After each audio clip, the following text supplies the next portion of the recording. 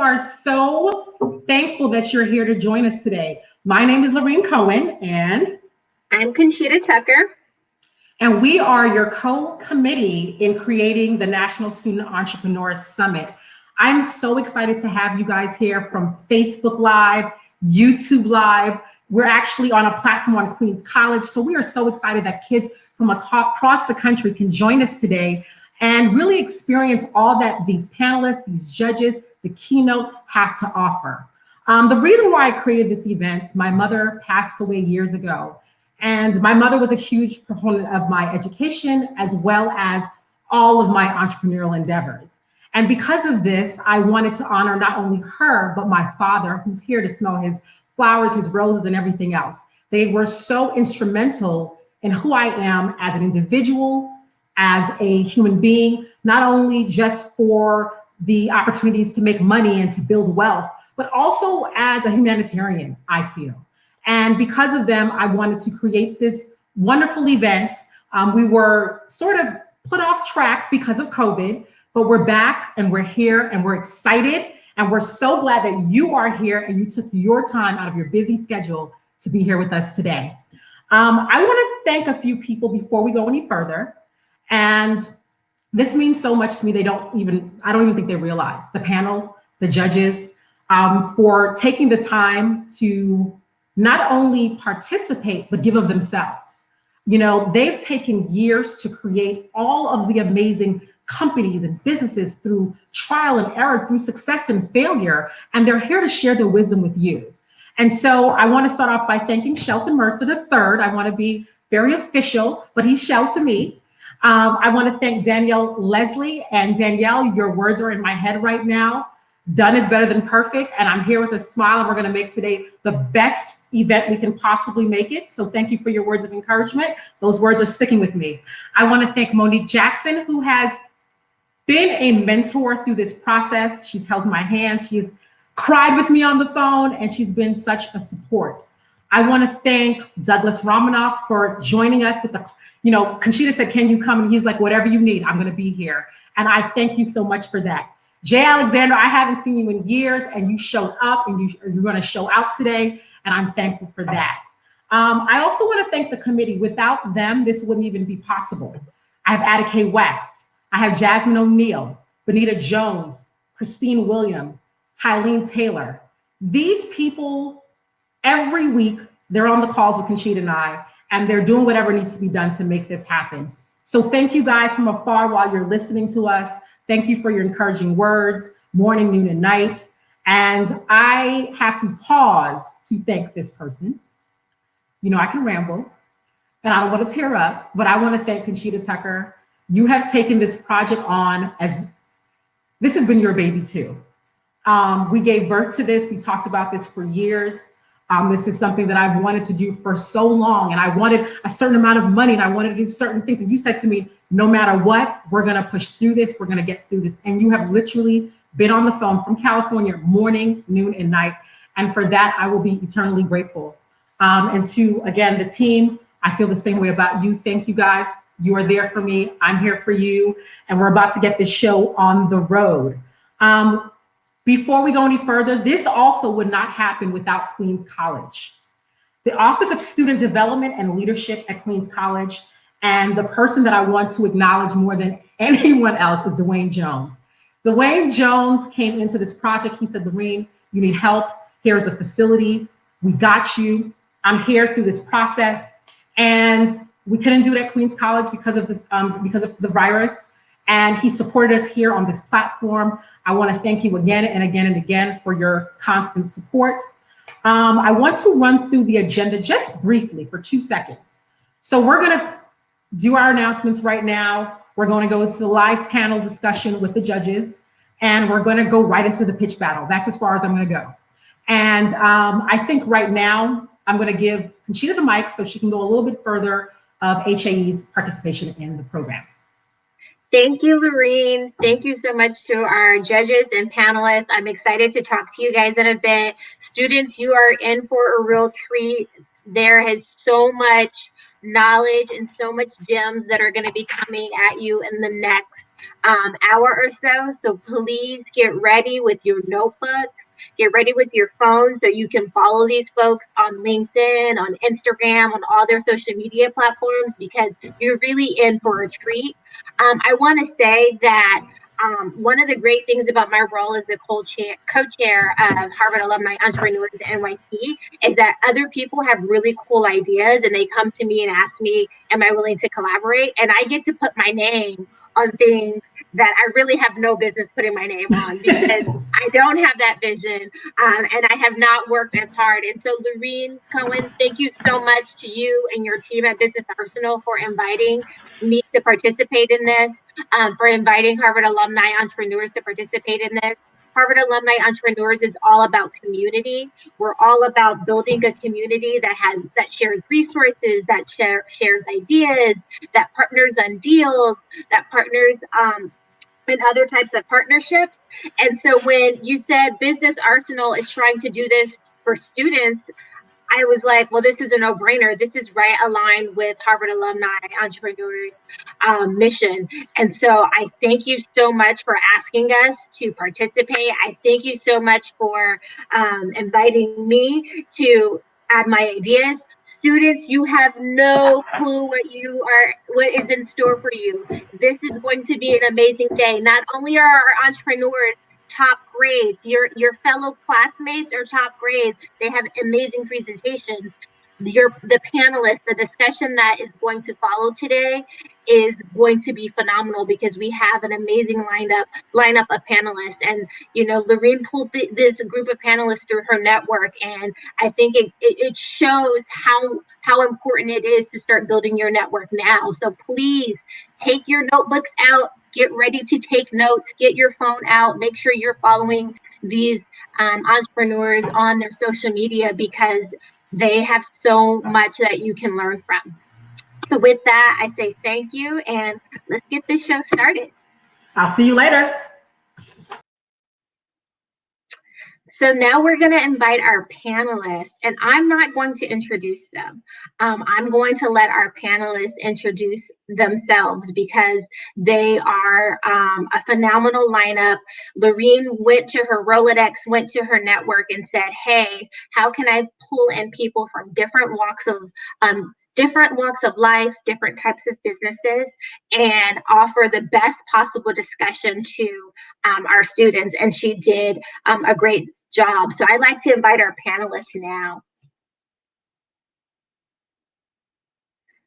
Hi, Monique. Hi, Doug. Hi, Danielle. Hi, Shelton. Hello. Hello. And there is Jay Alexander. So again, everyone, we have panelists that from all different types of business, all different types of entrepreneurs. And so this is going to be a lively discussion. Before we jump into the discussion, I would like to give our panelists just a quick second to just do a quick introduction. Let us know your name, where you're from, and if you can just tell us a quick little bit about your current entrepreneur endeavors, or if you've had several entrepreneur endeavors, just a quick little introduction about all of you. We'd start with you, Monique. And you're on mute. There I was trying to be too polite. Hi, I'm Monique Jackson. I'm a celebrity publicist, a brand strategist, and a TV show creator. I have, there's so much to say, but in this really one quick moment, I would just like to say I'm in the business of serving, right? So I've gotten a chance to work with a lot of great people, whether it's, Ludacris, Jay-Z, Niecy Nash, the list will go on and on and on. But right now, my truest passion is actually helping entrepreneurs get the visibility that they need to level up in their business and their brands right now, with this economy being so crazy. I have become an entrepreneur expert, an entrepreneur coach. And so there's so much, but just follow me at Monique Jackson. I'll clue you in on all of it. Thank you. Monique Jackson 1. Thank you, Monique. Doug, can we have a quick introduction from you? Sure. Very excited to be here. So thank you to everyone for having me. My name is Doug Romanoff. I have been a venture capital investor for coming up on a decade. And I have to say, if I think of the 30 or 40 companies that I've backed. Some of the most interesting of them are of the sorts that are exactly pitching us today. So it is always exciting to be able to join for these sorts of events, and looking forward to participating. Awesome. Mr. J. Alexander, can we get a quick introduction from you? Morning, everyone. It's actually good afternoon, depending upon where you are. My name is Alexander Martin. I am one of the co-founders of FUBU. I think I just leave it at that. There's a bunch of other stuff I do, but I guess I'm the quintessential entrepreneur. Been in business, or will be 30 years this year. So I'm clapping my hands for that. Nice. Shelton Mercer, can we have a quick introduction? Sure. Well, first, congratulations to the crew here for putting this event on. Happy to be a part of this for sure. Shelton Mercer, I wear a couple of hats like many of these folks. I am what people might call a serial entrepreneur. I've founded and exited multiple companies in my youngish life, many of them in media and entertainment. So I've done a bunch of media strategy for some of the top entertainment brands in the world, Disney, Universal Pictures, Warner Brothers, you name it. I have a audience technology company now with the blockchain data called Audigent. We work with many of the top brands that you listen to, watch, and follow. So our partners are Condé Nast and Universal Music and Warner Music and Rock Nation. And so many of the music celebrities and fashion and lifestyle brands are using our technology to power their audience data. And then I'm very passionate about what we're doing today. I own a company that does startup incubation around the world. We have some innovation centers with some of the Ivy League institutions, colleges and universities, also cities and corporations. So I'm super passionate about investing in our next generation of entrepreneurial leaders and excited to be a part of today. And last but certainly not least, Ms. Danielle Leslie, can you give us a quick introduction?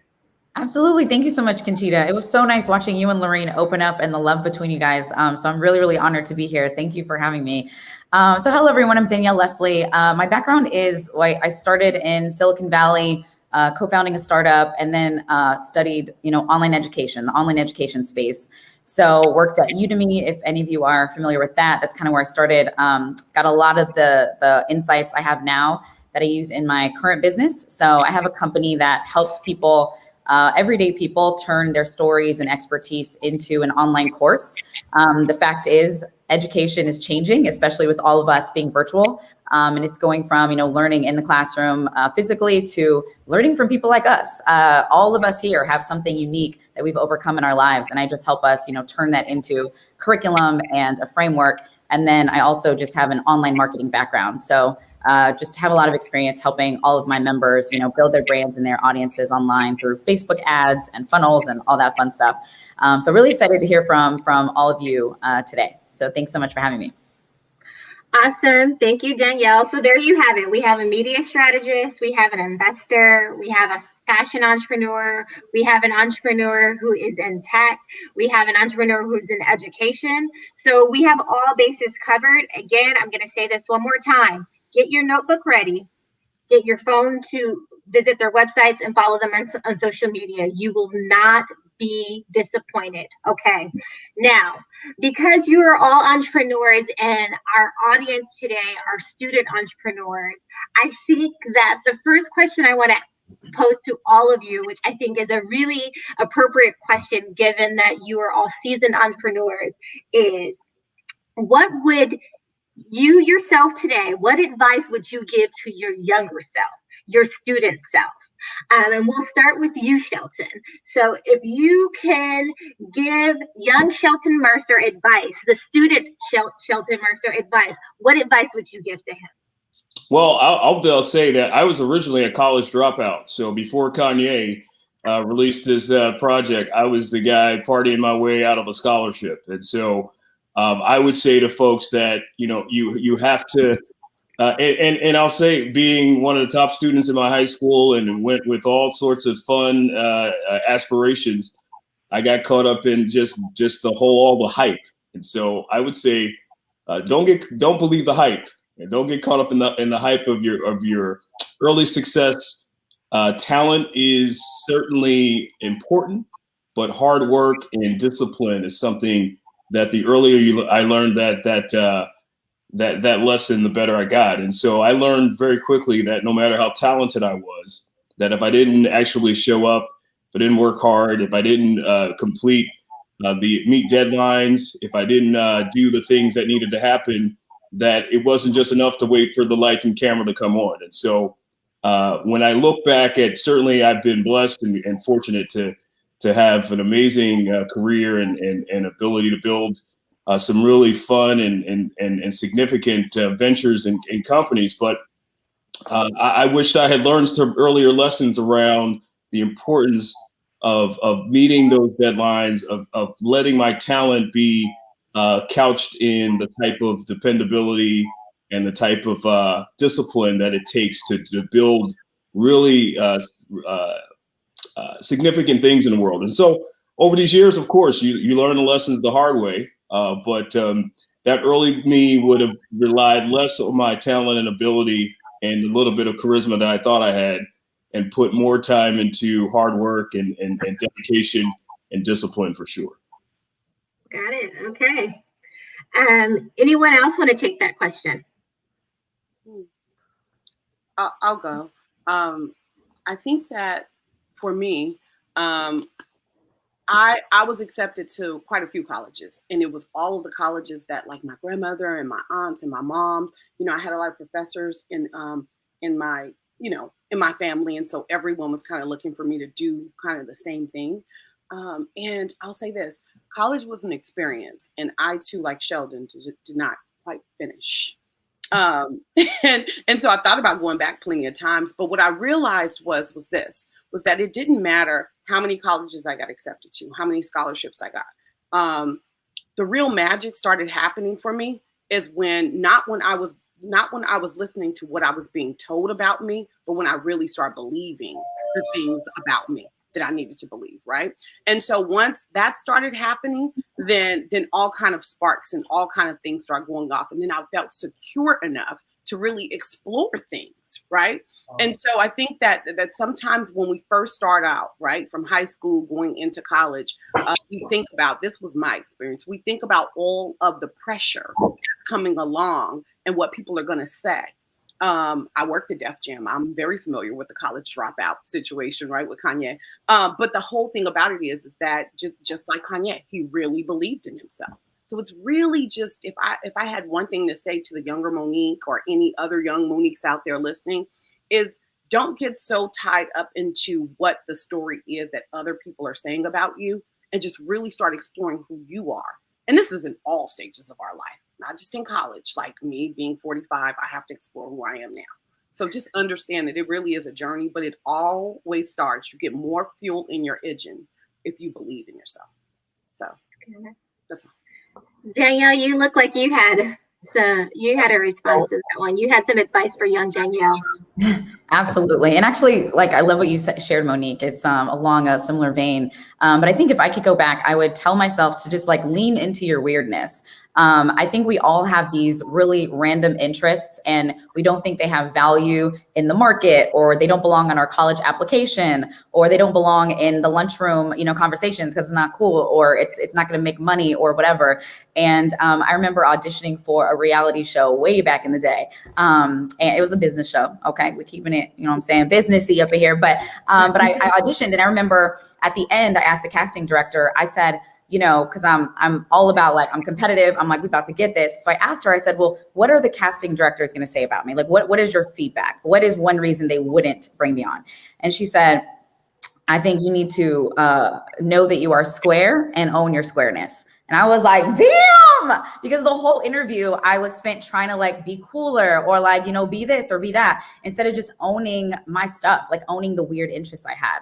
And so if I fast forward to today, the reason I've been able to build this business and be the first, in my family to have an 8-figure business, to, like, help other Black women become millionaires through my business, is because I've leaned into that weird stuff that I find interesting, that wasn't cool. And I spent all this energy growing up trying to fit in and be that culture fit. when all I had to do was realize I add value to every room I walk into by just being me. And your energy, like they're going to feel that essence, they're going to feel that, and they're going to flock to you. And you're going to attract your tribe. So I think the sooner young Danielle owned that, she could put energy into actually making an impact and building, what she was on this earth to do. So that would be my, my one message. And then the second follow-up would just be, don't be so hard on yourself. Like if you're here, you're most likely an overachiever, high performer, and you probably put a lot of pressure on yourself and you're like, I didn't do this well enough. And I remember staying up until 4 a.m., falling asleep on the science project because it wasn't perfect yet. So if I could go back, I'd say, girl, chill. Like, don't be so hard on yourself. You are doing just fine. I like it. That's great advice. Anyone want to take that off before I take that question before I get into some individual questions about business? I'll take it, but I'm going to totally destroy the answers here. Because I'm a different thinker per se sometimes. I wouldn't tell myself anything. Okay. At all. Why do I say that? I say that because whatever has happened in my life has gotten me to this point. So if I said to change it, it would alter my reality or alter my future. So that's why I always say that I don't think about what the past. I think that that's a learning experience. And that got, like you say, sometimes people say, something happened, everything happens for a reason, or something bad, quote unquote, you thought it was bad, but it really was good. So that's how I think of things. So every time I get that question, I sit back and I just be quiet because I know if I answer it, they're going to be like, what are you talking about? But that's just how I think. No, I think that's a great response. Thank you. So Doug, I want to start with you. I want to ask you a question because you are an investor, and part of the reason why a lot of our students participated in this today is because they were interested in winning the grant money. And so I want to ask you a question as an investor, what types of things are you usually looking for in an entrepreneur and in their business, and when you're determining whether or not you're going to make an investment? Yeah, that's a great question, and I think that, and by the way, I would say, even just tagging this to the prior question, I think figuring out this question, right, sort of understanding how one's own business can unlock access to resources is something I had no clue about when I was younger, right? And so, I mean, there is something that there's some value in understanding that, because then once you have a sense for that framework, then you can actually map your business to that and then be that much more successful if you choose to head down that path. So it's actually good to tie into the last question. Definitely had no idea, wish I had attended a panel like this when I was younger. And I think the answer to that is that really there's, especially for early stage companies, you're really looking for a couple things as an investor in my own experience, right? And I think first and foremost, it's finding an unsolved problem, right? Or an under-addressed need in the market where there needs to be a better solution out there, right? And those sorts of unmet needs take all sorts of forms, right? It could be an economic need. It could be a need for a certain kind of product. It could be the need for certain kind of social connections, right? There's lots of different unmet needs. And then it's, hey, where is there a really clever solution to that? Where you're scratching your head saying, you know what, that really should exist, right? And the reality is that's usually, in my experience, the basis for every great business, right? We can address a need. We have a reason why our business should exist. But look, I think behind that, so much of the personal narrative matters, right? Like, what's the story behind it? Why are you inspired and passionate to launch that business? And why are you the right person to start it, right? And so I think usually it's those two, especially at the early stage. It's what's your reason for launching, your personal motivation? And then in addition, why should this business exist? And so those are, I think, two things that, especially as an engineer by training, if you ask me to tell my personal narrative when I was first getting started, it does not come naturally. It takes right? And so practice that narrative. Practice makes perfect. Every great story took a lot of work, a lot of practice in order to roll it out in 30 seconds. But do the work and be ready to tell your story. Okay. All right. So I hope you guys got that. you're solving a need, a clever way of solving a need, and make sure that you are able to tell your personal story as an entrepreneur, because your story matters to investors. Monique, I have a question for you.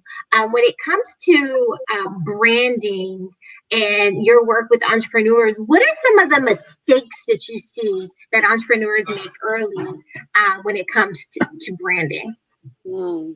I would say, oh my gosh, I think it really starts with people are not always clear on what their why is. And the reason why I say that is because when branding is not an easy thing, and I know Danielle can attest to this, right? So it's not an easy thing when you're building a business, especially people, that are young. Well, I'm not going to even say people that are young, people in period. When you're building a business, you're going to, people think that, oh, it's just how much I pop up on Instagram, people, younger millennials, how much I pop up on Instagram. Let me post this quick thing on Snapchat. And really, when it comes to branding, you have to be strategic about a lot of different things. And I say start with your why, because one thing, I worked at Def Jam for years. So Russell Simmons used to always say, your why has to outlive you. You know what I mean? It has to outlive your space. And so as I got older, 20 plus years later, now I understand that it has to be bigger than me and my kids. It has to be bigger than my block. I have to be willing to step into this thing ready to serve the world. And that's what's going to keep me driving. And that's what's going to keep my mind on who I'm serving, right? And how I should step up and serve them. So why is a really loaded question, but I always tell people, like, tell me, why do you want to do this? And if they start talking about, oh, because I want to be a millionaire, okay, that's just paper being printed. We can make that a whole lot of ways, right? And if you tell me, oh, because I want to create a legacy for my kids, then I'm like, okay, that's cool. We're getting somewhere else outside of you. But I still want to understand why. So it's not about just making my grandmother and them proud or being able to pop my collar in front of my colleagues. It's really about, who are you serving? How are you going to serve them? And like Doug said, you always should be thinking a real strong business solves a problem. And it's how you show up in front of these people that makes them decide how they're going to connect with you. Danielle called it a tribe. That's perfect. But it all starts with your why, right? So I can keep going, but let me just stop. No, you're dropping gems. I like it. Thank you so much, Monique. I really, really appreciate it. I think that one of the things that a lot of our students that we noticed when they were presenting or when they were applying is that, they're building a team and like they're trying to find co-founders, or they're trying to find people to help them build their app if it's an app that they're building.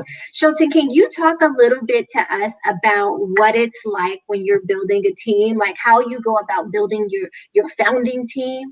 You said you've founded and exited several businesses. I imagine you've had partners and co-founders along the way. Can you talk to us about how you go about building a founding team?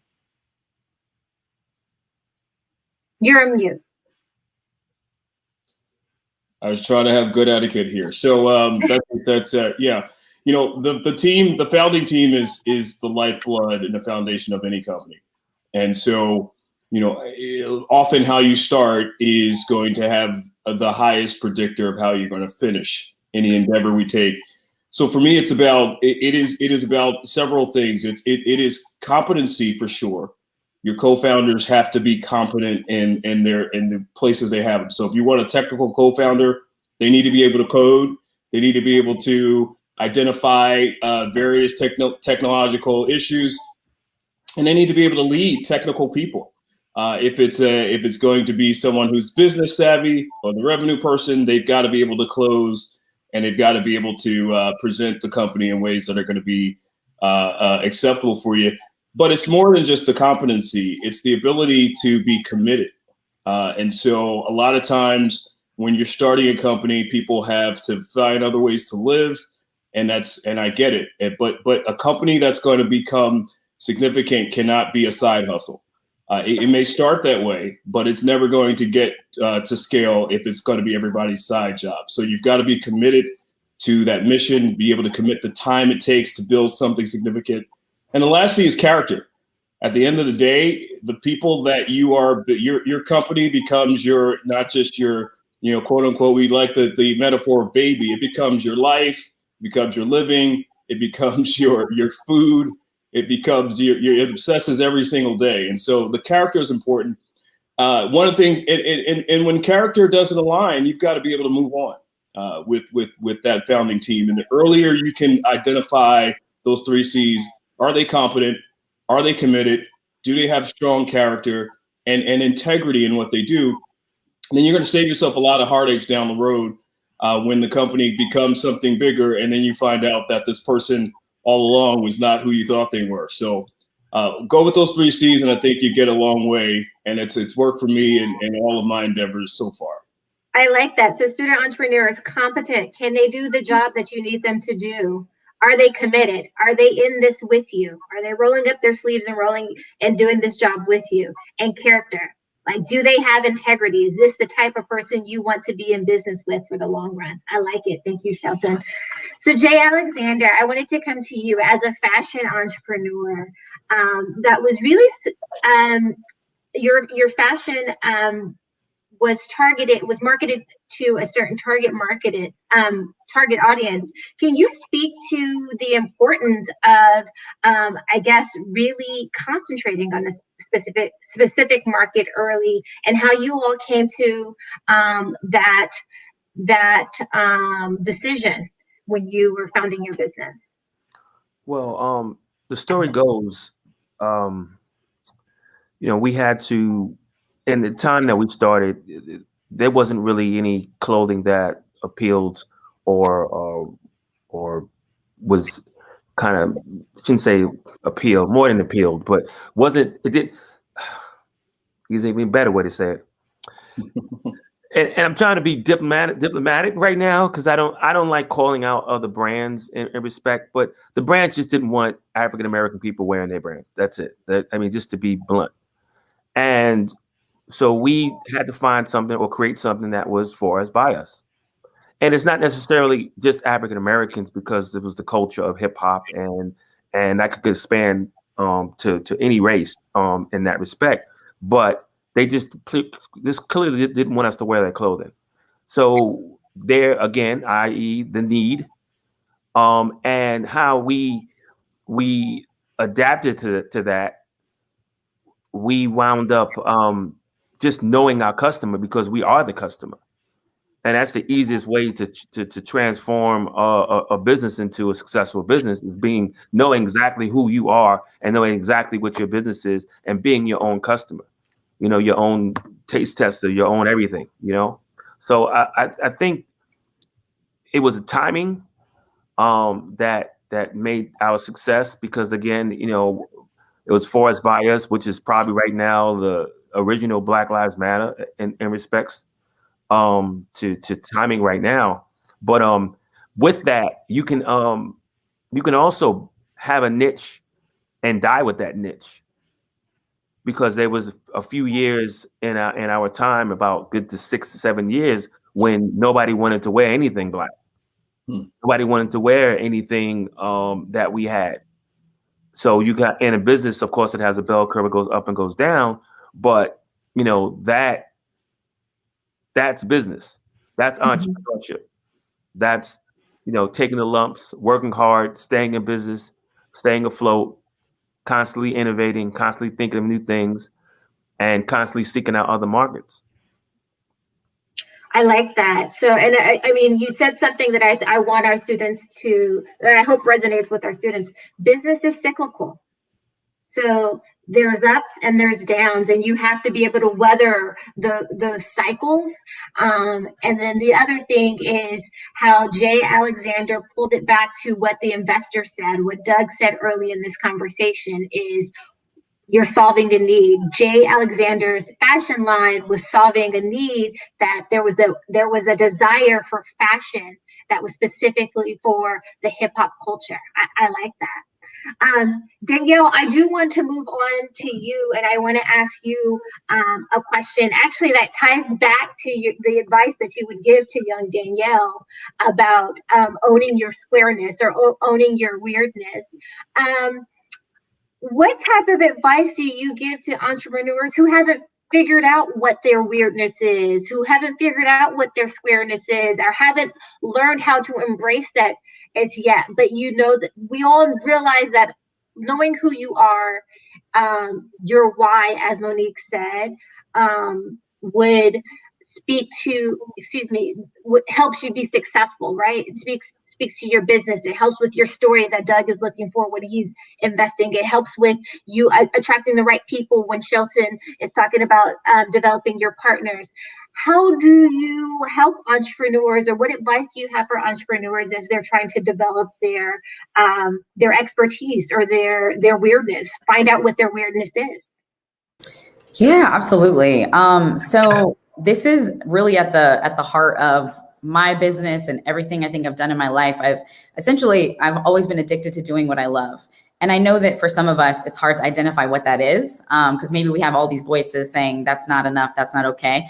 So one exercise that's really helpful is digging into your your cultural advantage, essentially. So starting really simply with thinking about first, like who you are, your identity. So race, ethnicity, age, gender, sexual orientation, eating styles, lifestyle, all of that, like literally like writing all these things down, and then thinking about your circumstances. So how did you grow up? In a single parent household, double parent household, with your grandparents, adopted household, maybe your parents were in the military, but how did you grow up and where did you grow up? Was it in a big city, small city? And then where have you been in your life and why? So maybe you've traveled to 5 countries, probably not in the last year because these times, but maybe you've traveled to 5 countries, or maybe you haven't.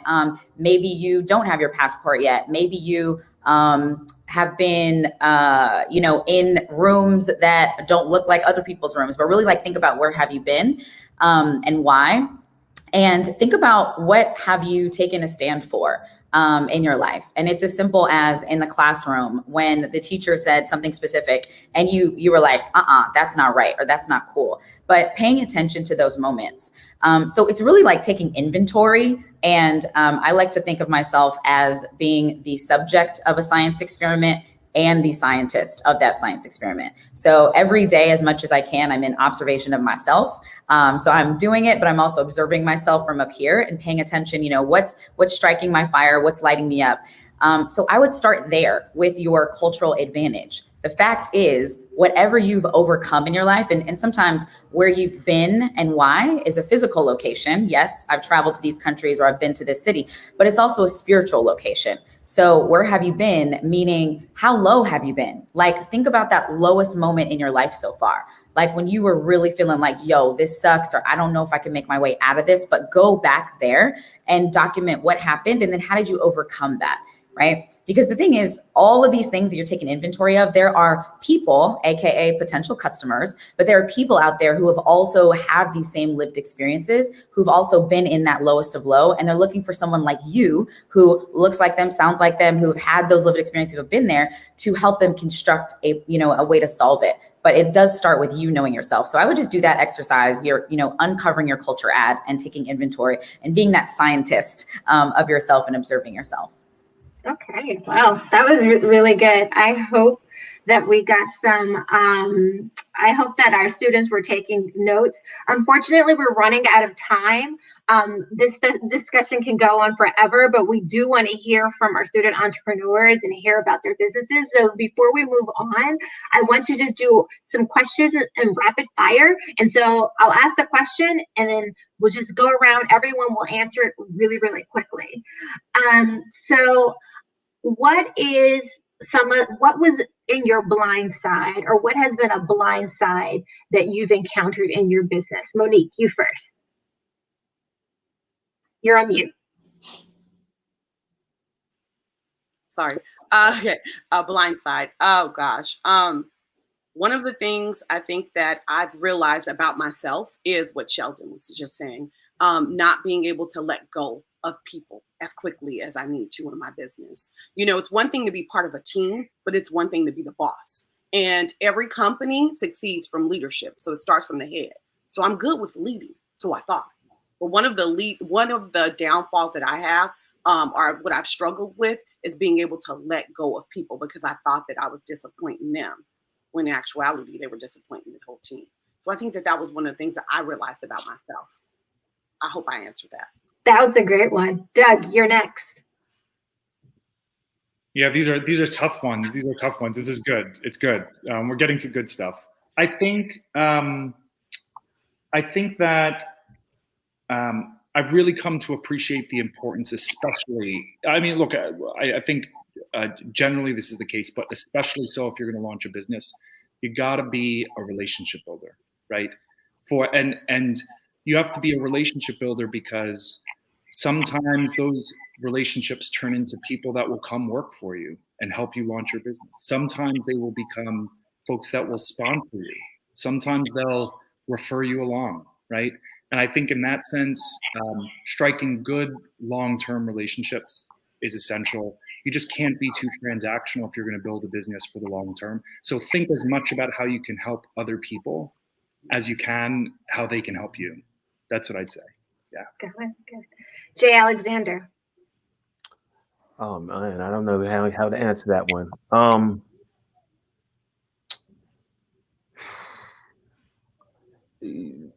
Pass.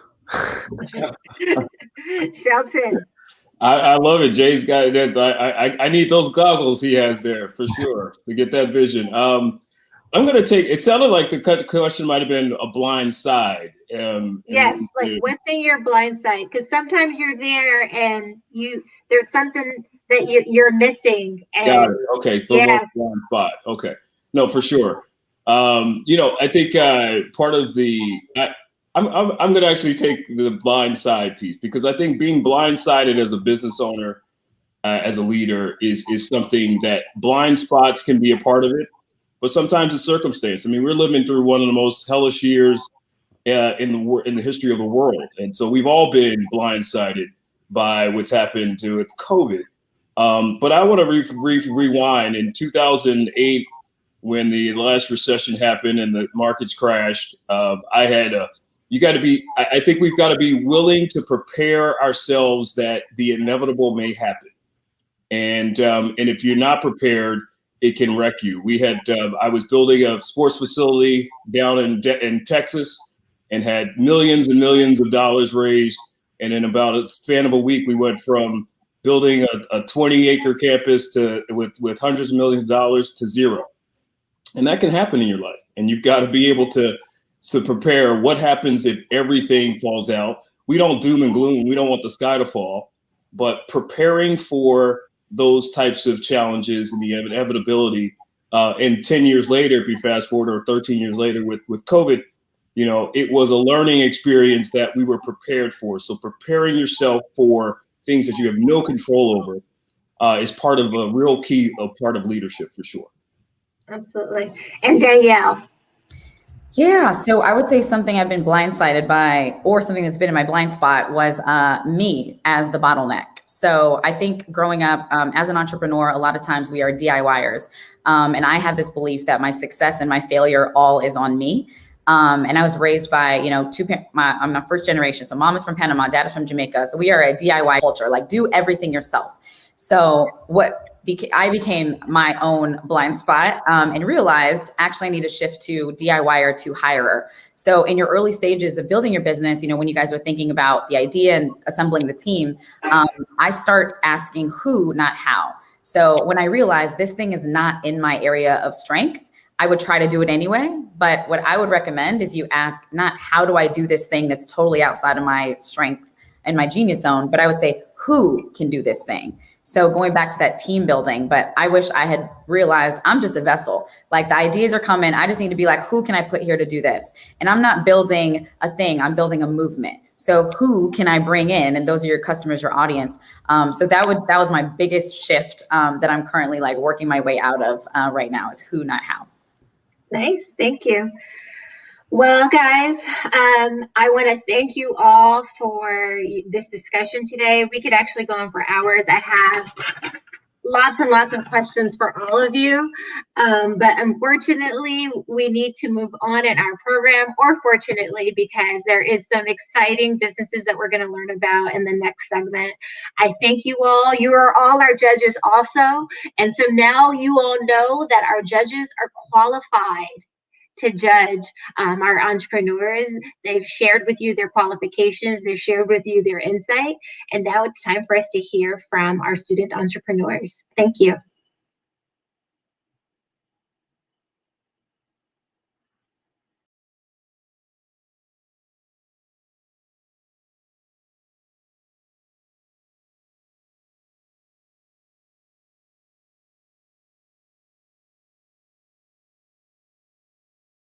Hello, my name is Josiah Alexander.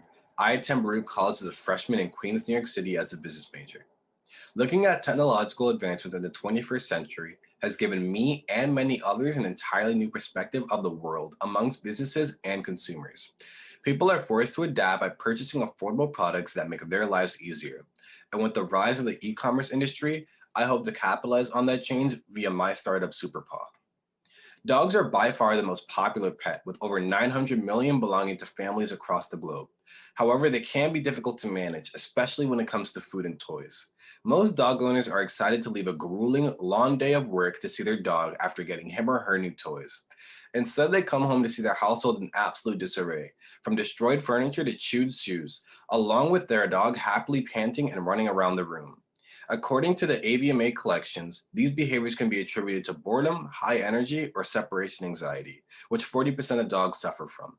To make matters worse, according to Business Insider, the average dog owner spends around $126 a month replacing destroyed toys. Not only are most dog toys weak and not able to last long periods of time, but an owner finding the right dog food, clothing size, and toys for their dog every month becomes exhausting and time-consuming. To avoid wasting so much time and money, a dog owner can simply switch to an easier shopping method, online shopping.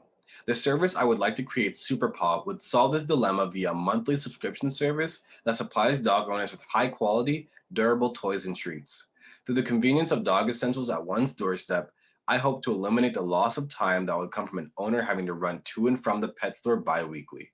On top of that, with extremely durable toys, dogs will be able to munch and bite to their heart's extent until their next package arrives. I plan to have each choice and garments in an affordable range catered to dog sizes and breeds, providing dog owners with the utmost greatest dog shopping experience. So far in my journey, I have written a 25-page business plan detailing important semantics such as customer empathy, industry analysis, target market, SWOT analysis, and more. I have also begun to research areas where I could find great quality dog products and assembling bundles. With the generous grant and mentor provided by the Harvard alumni entrepreneurs, I hope to tap into the growing industry of pet goods e-commerce while being able to help consumers as best as possible. Join me on my journey for change.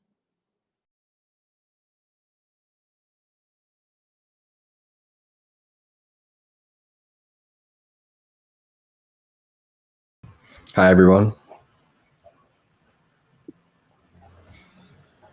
Hi, Josiah. That was great. Oh, Josiah. Thank you. So I think this is the part of the session where we dive in with questions on the panel side. So thank you. So thank you for sharing that. Maybe I'll kick us off and get us started. So Josiah, I was curious. Can you tell us about the first toy that you're thinking of launching for your company? Like, what would the toy be? Yeah, sure. So I source toys from particularly Alibaba. There are a lot of good durable toys from Alibaba. There are a couple that I've seen already and that I could share. Obviously I can't pull it up right now, but there's like a pack of like 3 toys in boxes that include waste bags as well, supplements as well to ensure dogs' health. So obviously I can't show you the toys right now, but I do have them and they are available and they can be sourced. And thank you so much, Josiah. That was a great presentation, and it's a huge market opportunity for you. So I'm curious, as you're moving into this, what do you see as being your biggest challenge in, getting this business off the ground? And what's that first milestone, you're targeting? Yeah, for sure. So I guess we could say the most prevalent threat to the entire global economy right now is the COVID-19 outbreak. Mass panic has left the world at a pause, and economic health, while we're undergoing recovery, is still kind of low. So while I was undergoing research, I thought the outbreak would actually hinder SuperPaw's performance, but I was kind of wrong. So the overall American e-commerce industry has gone up around 5.5% in 2020, reaching a total of $861 billion. And the pet food and other pet products industry contributes about 10% of e-commerce sales. It currently reaches around $10 billion and is projected to reach around $15.5 billion by 2025. So originally, I thought the COVID-19 outbreak would be my biggest challenge, but it seems that as the pet food industry is rising, and if I advertise correctly and my passion is followed through, I'm really, really positive SuperPaw would make a positive change for pet owners and their pets. Amazing. Thank you.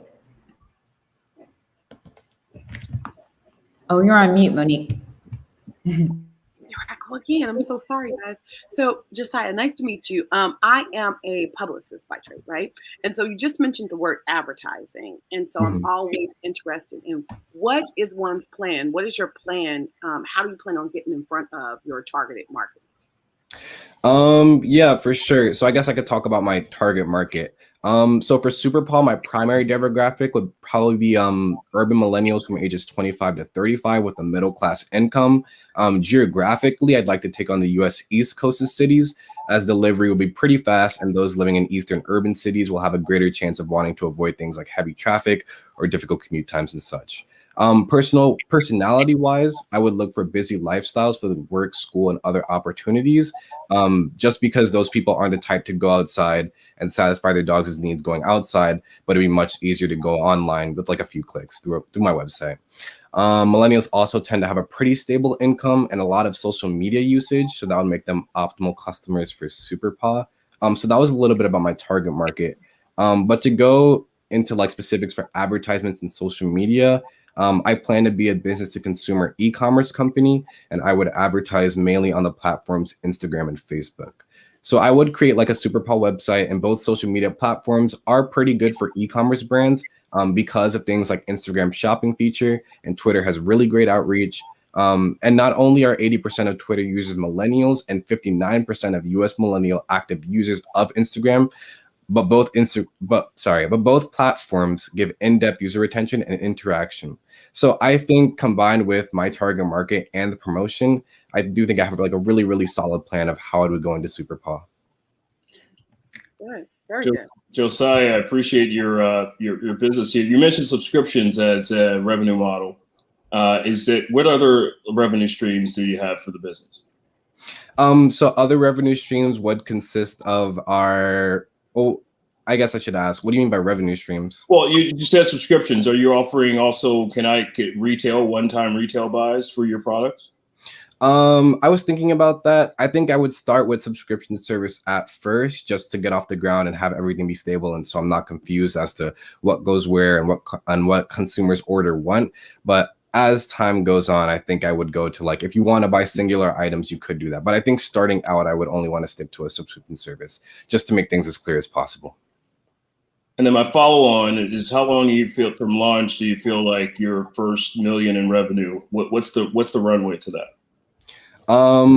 So first million, well, I can tell you in terms of breaking even with the $4,000 that I would hopefully be provided, the break even would happen after around 5 months or 4 months, give or take. To reach $1 million, that would probably take about 1.5 to 2 years. Okay, thank you. This is Jay. I didn't hear anything about, and maybe I did, maybe you did, but I didn't hear anything about other people that are in this market. Like you have, pet food, you have pet this, you have pet store this, pet store that, such and such online. I didn't hear anything about any of the competitors. Yeah, sure. So there are obviously some other competitors, but where a lot of them seem to lack is in the terms of subscription services. So of course you have Amazon, you have Pet Foods, which are all very good for giving consumers individual items. But in terms of like having your dog be in your household and mess up things and not always eat or chew through toys very, very fast. If you want to get something a lot and frequently, it's going to, like, the average dog owner spends about $126 a month providing their dog's toys. So Amazon and Pet Foods and other online retailers don't really help with that, but SuperPaw would. How do you know that? Because those companies don't offer subscription services. How do you know someone willing to do this? Meaning, do you have a dog? Yes, I have a dog. What kind of dog? American Bulldog. How old? 4 years old. Okay. Do you have a toy for him? Yes, I have. I provide toys for him. And where'd you get the toys from? Usually online or in person as well. Okay. You see where I'm going? Not really. Could you elaborate a little, please? What I'm basically saying is anytime you're in a business, you really want to understand the business. And it's not just to say, throw out concepts. It's like, it's what's the movie? This market is huge, you're talking about. Yes, it's huge. But how are you going to really penetrate and make a statement to where they're already buying toys? Some of them do. I know some of them do the subscription as well. And how are you going to be able to be the one that they really want to come to? I think that's what you really need to understand.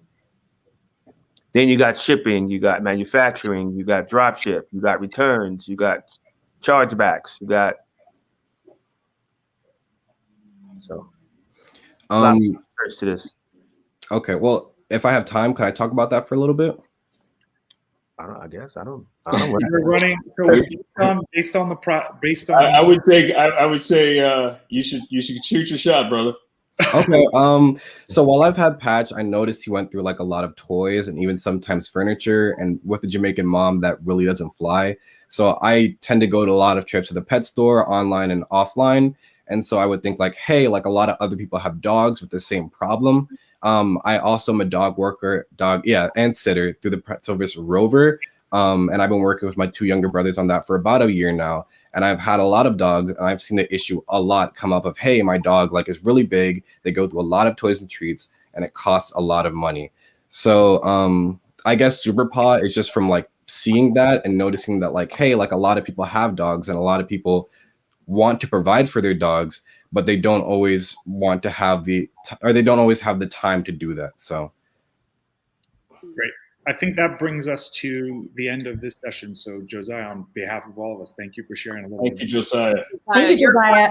And trust me, I'm not a millennial, but I have 2 dogs, and trust me, I have a big life, so I probably would subscribe to that.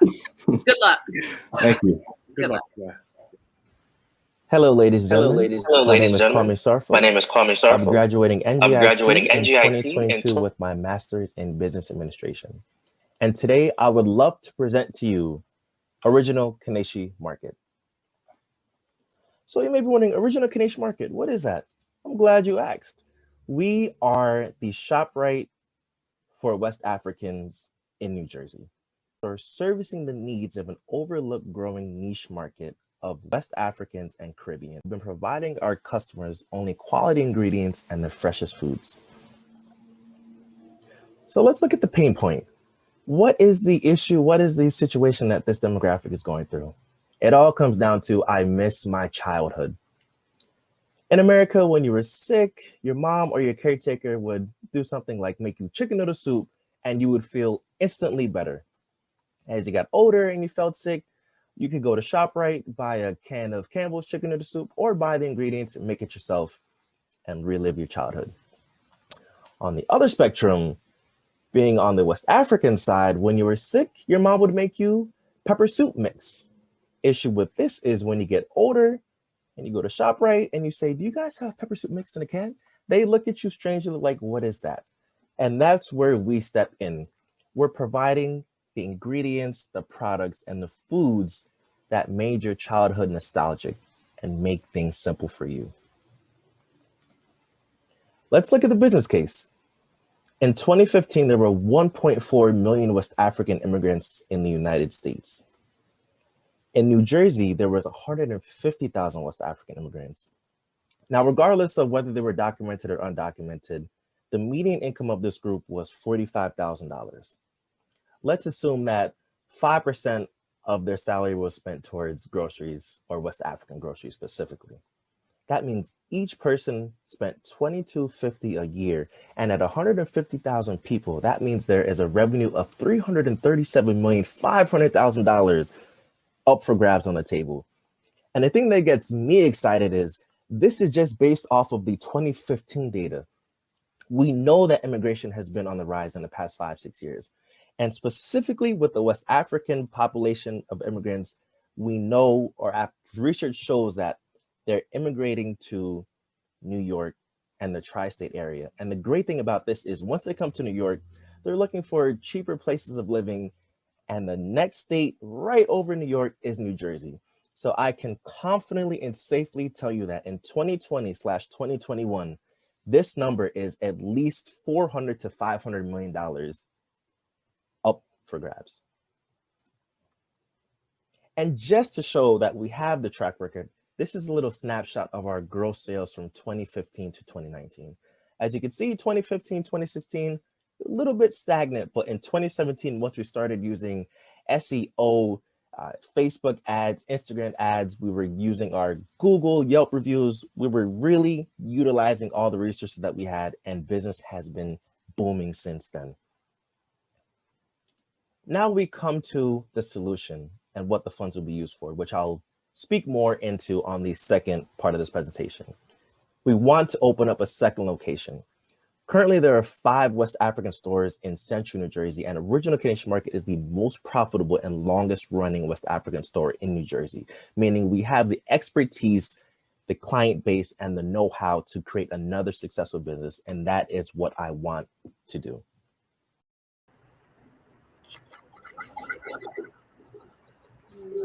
Hello, judges. Hello. Courtney, I've got a question. Thank you for that presentation, and certainly you've got a good market there. So I wanted to just talk to you about your TAM, your total addressable market. You mentioned that people are spending $2,250 a month on groceries in the West African community. Is that your number? Oh no, so that was just an estimate of, like, let's say each person was spending $2,250 per year on groceries. That was just a rough estimate. Okay. Yeah, And so, but that's total. That's all the groceries they're buying. Oh yes, yeah. That was just for that picture. Yes, correct. So my question would be: Have you isolated how much of that is spent on West African products and groceries? So that one I haven't been able to isolate it specifically. For that example, I just took general information from another website. For the West African niche per se, there's not that much information that I could find online about that. So I just had to use that as a placeholder in a sense. So part of some of my advice would be that you figure out how you can slice that number into something that doesn't sound as inflated, because you're not going to capture a $400, $500 million market, because people are not, as much as you've got your wistfulness about the foods of your childhood, that's not going to be all of your diet, right? The other thing I have is have you thought about a model? So you're trying to open another store? Yes, I want to open a second location within Central Jersey. And what about distribution into existing brick and mortar stores, so you don't have to have that cost of trying to establish another brick and mortar place and high overhead? I have thought about that, but I'm looking at it from the sense of competition. We aren't the only West African store in Central New Jersey or New Jersey itself. There's about 5 within the central and north of New Jersey. So the products that we all sell are the same. The only difference is mainly either price or maybe a specific product that another vendor doesn't have. So if I wanted to take this water bottle to another African shop, they essentially have the same water bottle. So taking my products and selling it at another brick and mortar, for example, maybe ShopRite, we can't really compete, or we can't really get into ShopRite because they want a high volume. So unfortunately, I'm not at that level to partner with brands like ShopRite, and I can't really partner with other African shops because we're all selling the same product to the same demographic. What about, if I can jump in really quickly, what about doing something with other local mom and pop stores that don't carry your type of product? So then that way you're not competing, but you're actually giving them an advantage too. That's a great idea. I've also thought about that too. My only issue was it's weird. Like in New Jersey where I am, I've noticed that the West African population, it's in a really dense area, and where they're really at, there's already an African shop in place. So if I was to put it in a location where they're not really near, it almost feels as though there wouldn't be much revenue or much drive. For example, if I was to walk into a pizzeria and I saw a box of fufu, I'd say, well, this is probably not authentic. It's not real. So let me go to the actual African shop and buy it from there versus buying it from a non-African or Caribbean shop. That's my only issue that I've had with that thought process. So then to piggyback, and I'm not trying to take up all the time, but here's what I'm thinking when you say that. So you say it's a dense area and you say that there are already stores there. Then where is where do you fit in that, right? If there are already locations that are already established, then how bringing on a second one, how is that gonna, you know what I mean? Like there's a McDonald's on every other corner, but there's still some radius in between that, right? Yeah. So with that, I was trying to focus on the central part of New Jersey. near the south. Where we are specifically, there's only 2 other African shops, and they're not seeing us in prices, competition, or revenue. So I want to open up another shop, maybe within 45 miles of this store, where I've noticed that it's a growing populace of West Africans. It's getting near Philadelphia, so it's going to be in South Jersey. I've noticed that there's more Africans there. There's more people doing jobs in that area. So I want to open that as not like a satellite location, but as a second location, if that kind of answers it.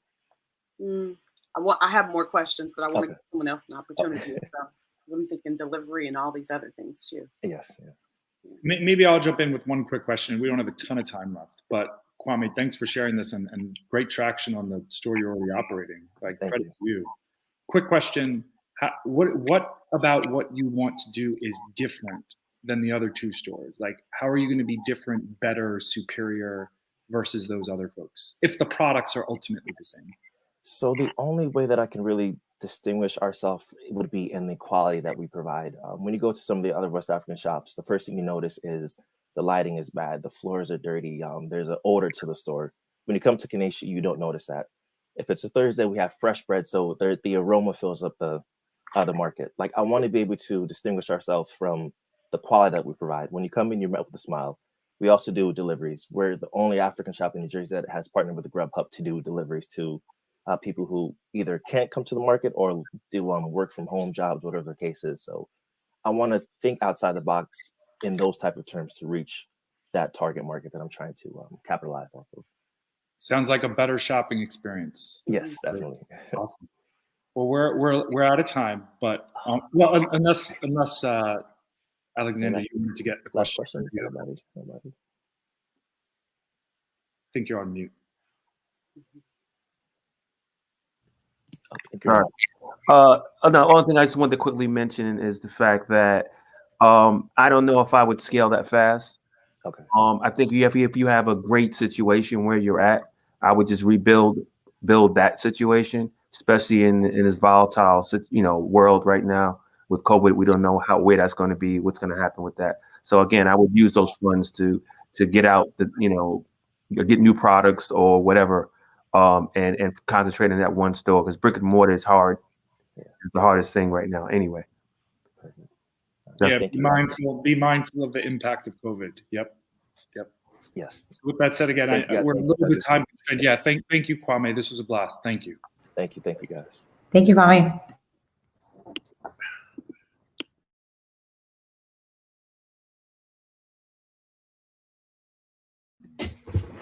This is Jamie.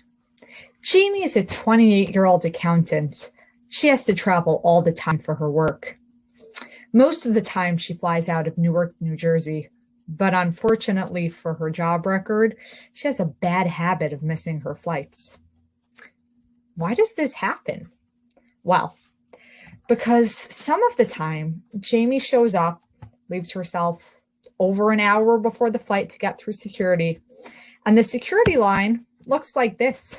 She's able to walk right through. She's at her gate in 5 minutes or less. Other times she shows up and the security line, well, it looks like this. She could have come 2 hours before her flight. She's still not getting on that plane. Which brings us to our problem. TSA wait lines widely vary by location and time. The length of time you have to stand on line at security can double, triple, quadruple, depending on whether it's an unusually busy time or an unusually not busy time. Hi, I'm Rachel. I'm currently in my final year at the Queens College Speech Language Pathology program. I live in Dallas, Texas, like to fly home as often as I can, which is why I've recognized that there is a tremendous need for Timeline, an app that will let you know what the current security line wait time in the airport is so that you can schedule your entire day accordingly, never have to miss a flight again. This is the solution because, unlike my TSA, this app can help people like Jamie by providing real-time updates for TSA wait time via a combination of user inputs and data predictions. There are other apps out there that claim to do this. problem is a lot of them aren't so accurate, relying solely on data science rather than actual real-time user updates. There is a tremendous lack of transparency in terms of where the data is coming from, limited locations. A lot of them charge a fee to participate, only available for iOS in most cases. And on top of all of those other things, most of them include a lot of other components about airports, about flights, about booking. And it's not what people are looking for if they already have the airlines apps on their phone, if they already have the traffic apps on their phone, and all they want to know is what is the security wait line like. Timeline is not going to be like that. It's going to combine data science and real-time users' input so that it will be accurate. It's going to network everywhere it can so that it will be global. And because it's solely concentrated on the time of the line that you're in, it can also be expanded, especially nowadays, to voting lines, to shopping lines in a case where supermarkets are very strict about COVID and are only letting a certain number of people in. Is there no line at all? Or is there a line around the block? You can just check your app. And instead of charging a fee, we're going to allow pop-up advertisements from the locations that you're searching the line for. They won't block the time. They'll just let you know, is there a kiosk in the airport where you could grab a bite? Is there a special sale at the supermarket that you want to go to? Check out the app. Thank you for watching. Please help us make Timeline the wave of the future. Hello, judges. Because of religious observances, we allowed Rachel to submit her questions right now. So you'll be able to see it. We're so excited for you to see them. Thank you so much for being understanding. Hi, I'm so glad I have the opportunity to share a little bit more about Timeline with you. Question number 1. What are the safety guidelines around the app Timeline? Does it expose personal data and usage from consumers, which includes geographical information? So first of all, we would not be storing any personal data regarding, your name, your information beyond your geographical location. It's an MVP, so we would potentially use a Google login, which would enable Google to encrypt it for us. And all we would have to do is take an ID token. So no identifiable information, no personal data. We're only using cell location. And we could use the location feature to post accurate up to 3 meters so that we could actually track where they are. How often will Timeline update itself on current data? So this is an app that ultimately would ideally be largely reliant on self-report rather than algorithm. But to start it off, of course, we would need to be dependent on the algorithm and the data science components. Obviously, the algorithm can update the API every 5 minutes, but once we get to the self-reporting, we would want to update it maybe every half hour so we can maximize the number of self-reports and we can make the information and the machine learning as reliable as possible. How can an app like Timeline be used in a federally regulated environment? So there are some interesting components when we're looking at federal regulation, but things like taking photographs and videos of anything that's in plain visible sight in a public space is a constitutional right. That includes police and other government officials carrying out their duties. And even though there are airlines that have policies, if we're talking about the legal regulations, it is completely legal to photograph, to film TSA officers, Border Patrol. And in this case, we would not even be doing it. We would not be videoing, we would not be recording. The only thing that we would be doing would be posting the location of the people in the airport.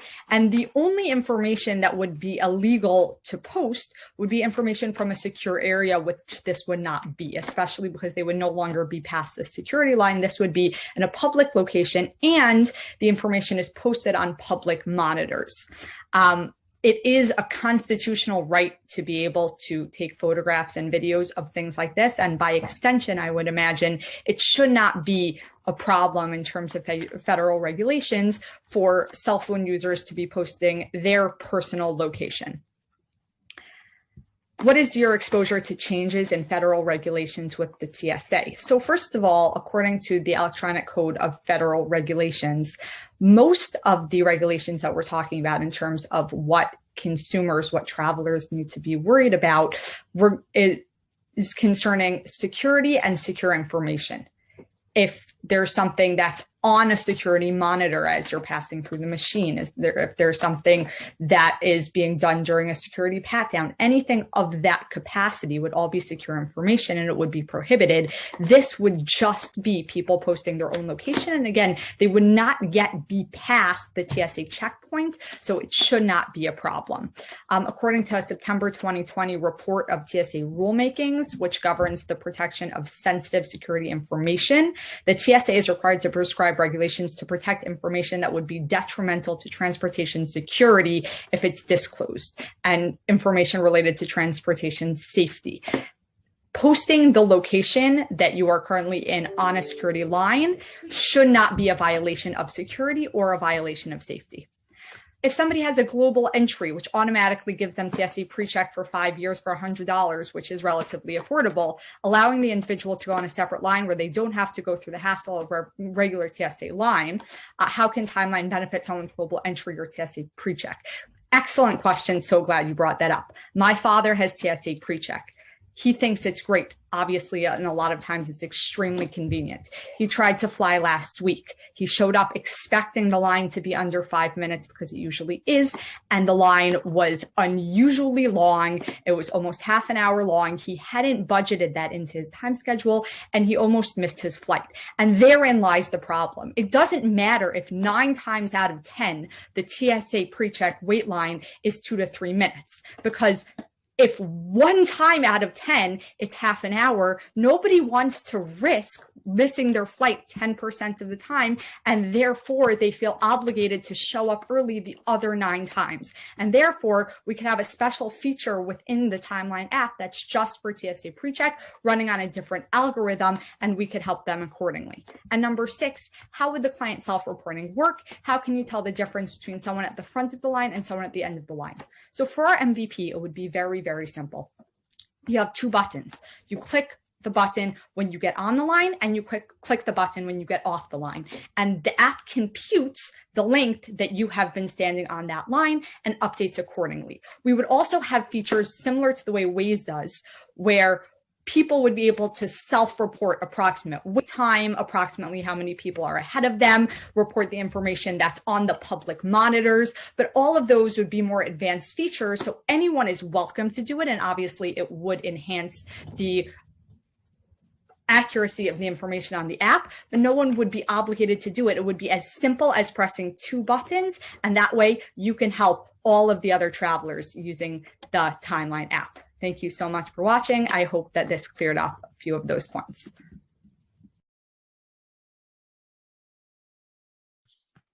Hi, my name is Giselle. I'm 23 years old and I'm a graduating senior. That means I've been realizing just how much they didn't teach me in school. You've probably asked yourself similar questions.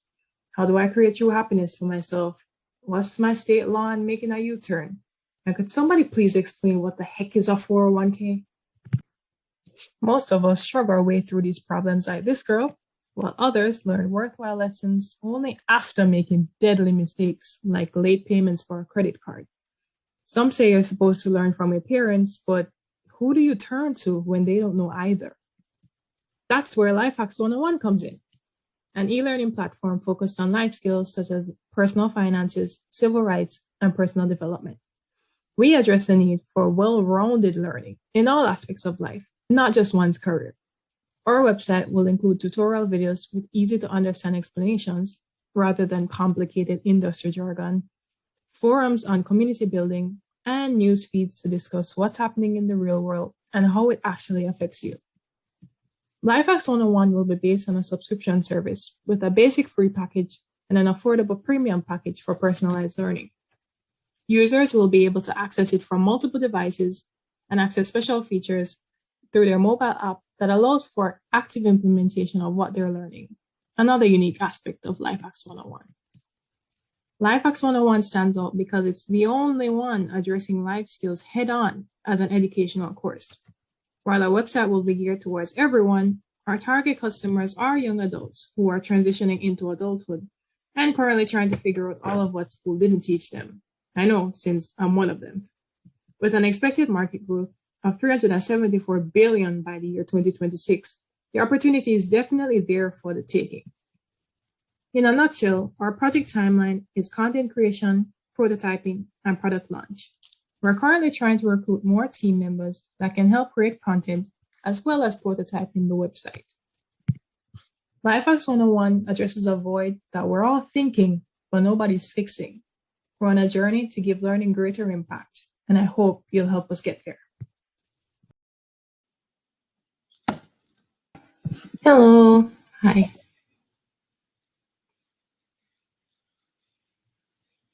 Hey, Giselle, how are you? I'll kick us off. I love the space, obviously on online education. I think it's going to be huge. So I have a question, and then, well, first, I have a question, and then I have a resource for you to check out. I think they're in your market, and they would be great to look at. But my first question for you is, you've got a big opportunity with different types of courses or programs and topics you can create on. I'm curious which one, if you could just choose one to start with, that you think would be your best selling. That you would, put your investment into producing first. I'm curious, what do you think that course would be on? The first thing that comes to my mind is definitely personal finance. I think during my market research, I've definitely noticed a wave right now in terms of this uprising in encouraging financial literacy, which always should have been, but it's been kind of more trendy these days with stars like Stefan Graham, who's a popular YouTube financial advisor, as well as other people. So Gen Z and millennials are more tuning into that space, and people want to know that information. People are wondering, why do they not know basics, like how does a credit card work? Why do I need a credit score? How do I build a good credit score right out of college? These are things people aren't talking about in the traditional educational spaces of the classrooms and schools, when it should be from the very beginning, maybe even preschool. So that's really what makes this model stand out. And that's what I would go with first, personal finance. Awesome. And sorry, I have a quick follow-up. So check out, I don't know if you're familiar with Tiffany, the Budgetnista, but she has the Live Richer Academy. So she's a great model. She's been able to scale it to 8 figures for just that niche. And then the second thing I was going to recommend is, if you haven't checked out, I think it's called outlier.org or outliers.org. But because you're targeting 18 to 23-year-olds, those are some people who may be going to college. And what outlier.org offers is classes you can take online that are cheaper, but are transferable. And they've honed in on 2 specific courses that people usually fail at traditional college. So that's why I was curious, if you were to just pick one course that could be your bestseller, they've really proven out a model where focusing on like 2 to start that are transferable grows the addressable market. Okay, thank you so much. I just typed that down. Thank you. Mm-hmm. I just wanted to ask real quick, what do I get once I complete this? Complete like so there are like so there are different aspects to the website. I'm still like laying out the foundation of it with the research that I'm currently conducting, but the basic level would be a number of tutorials on various topics that we're offering that you could access, as well as certain courses dedicated within those categories of, say, personal finance. Like answering some of those questions I would ask, how do you build a proper credit score? Analyzing the basics of what you need a credit score for, what it's used for in the background of things in terms of building your financial backing as a person, if you want to buy a house or a home and those things. So really getting into the nitty-gritty, that's a basic level. And then for the premium package, we're thinking of getting a lot more personalized with things like a specialized budget tracker to correlate your spending habits and maybe connect that to how much you should donate to your student loans on a monthly basis based on your spending for that month. How much should you put towards your car loan if that's something that you're thinking about? What type of car loan is best for you based on the position that you're at right now? Is it the best decision financially? So those would be the differences between the 2 basic packages in general. Yeah. Giselle, thank you for your presentation. This is certainly a worthy space and very important. There's some competitors out there already. So you've got, I think, Credit Karma and NerdWallet come to mind. How are you sourcing the information for your platform? Where is that coming from? So I'm still working on that, and I've been doing a number of the research myself. I've just been going on some trustworthy sources in terms of personal finance in general, as well as other topics. I'm still recruiting team members to help put together the idea in terms of perspectives, in terms of is there anything that I'm missing, as well as asking trustworthy mentors, where can I access worthy information to really secure this idea and cement it. Particularly looking at like policy centers that can actually, trustworthy policy centers like UPenn Public Policy Center that can give me trustworthy statistics and data to back up these ideas. So yeah, still working on that. But in general, looking at a number of sources that specialize in this type of research that can give me the stats to cement the ideas. And I'll follow that up just with some tidbits. I think you should look more closely at their models, which are subscriptions. Certainly can be a revenue model, but they're using a variety of ways to generate revenue, and some of that is through affiliate type relationships with certain credit card companies. With the writers that they have sourcing material, they actually are incentivized to produce content that allows them to then profit, or if you will, or monetize their thought leadership. So look into some of those models and see how you can integrate them into what you're trying to do with LifeHack. And good luck to you. This is certainly a worthy space. There's a lot of competition, a lot of people far ahead, but I love your energy and certainly your thoughtfulness around this. Absolutely. Thank you so much. So I think we're at time, and you've got some great questions and comments from the rest of the group. So on behalf of all of us, thanks for this and good luck. Yeah, thank you. Thank you.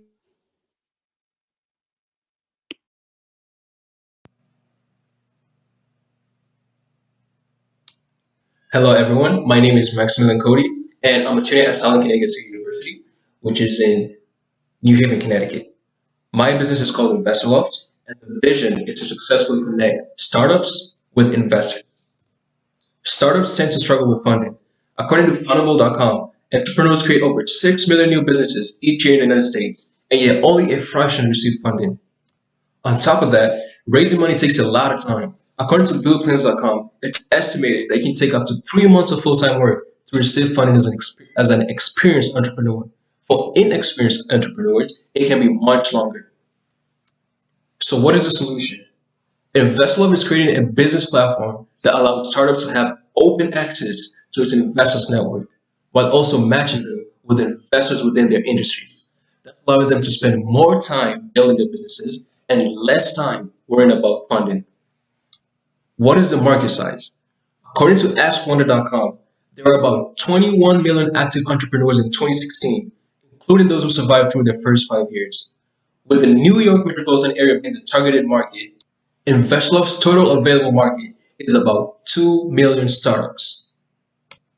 What is the business model? Startups will pay a monthly set fee of $25 a month with a 2-week free trial. Investors will be granted access to every publicly available startup on the network at no charge. This will be to attract more investors to sign up. Who are the competitors? Currently, there are only 2 competitors in the market, Angel Investment Network and AskForFunding.com. They both have steep prices, with Angel Investment Network cheapest plan coming at $66 a month and the highest at $374 a month. Ask for Funding has one plan at $99 a month. Besides the fees, both businesses don't vet their investors, creating uncertainty to startups if the investors are legit. Why InvestorLoft? All investors that sign up with InvestorLoft will have to be vetted in order to build a strong investor database.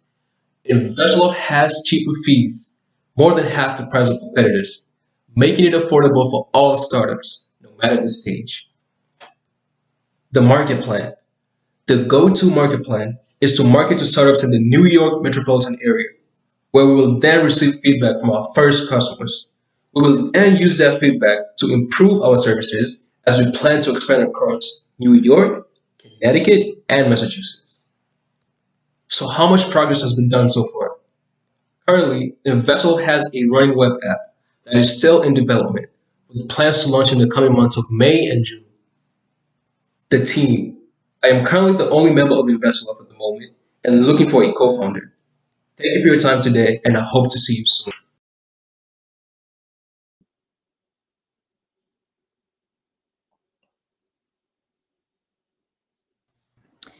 Hey, how's Hello, it going? everyone. Hey, do you go by Max or Maximilian? You can just call me Matt.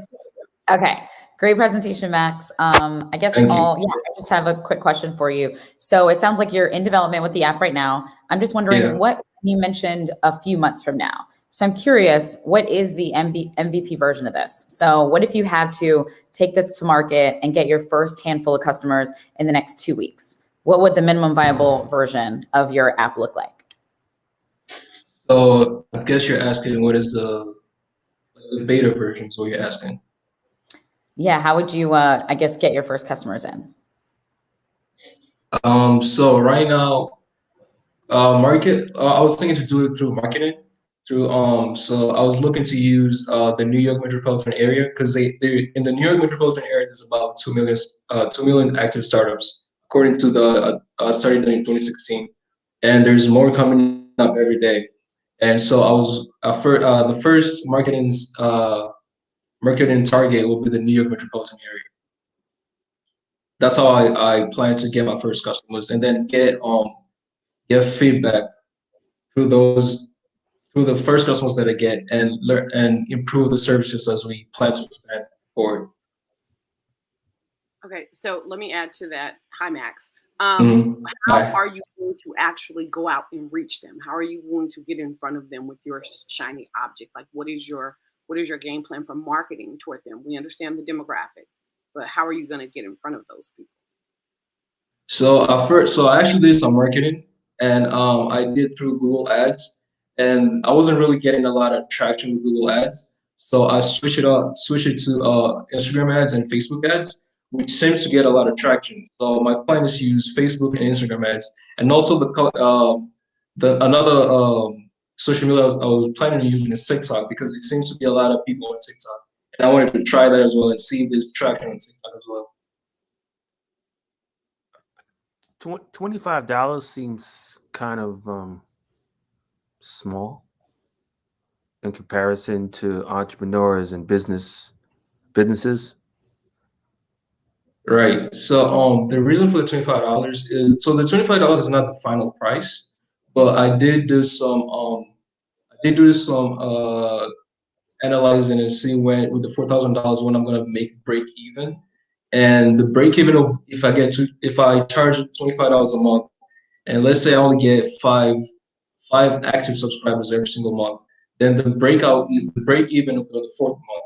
So yes, $25 is low, but I just want to see how the traction is going to gain with the $25. And then I was planning to do a survey and see if the investors are willing to pay more for the price. But because the whole business model is to charge lower prices, because the current competitors are charging so much higher price. So we want to get lower prices with good services.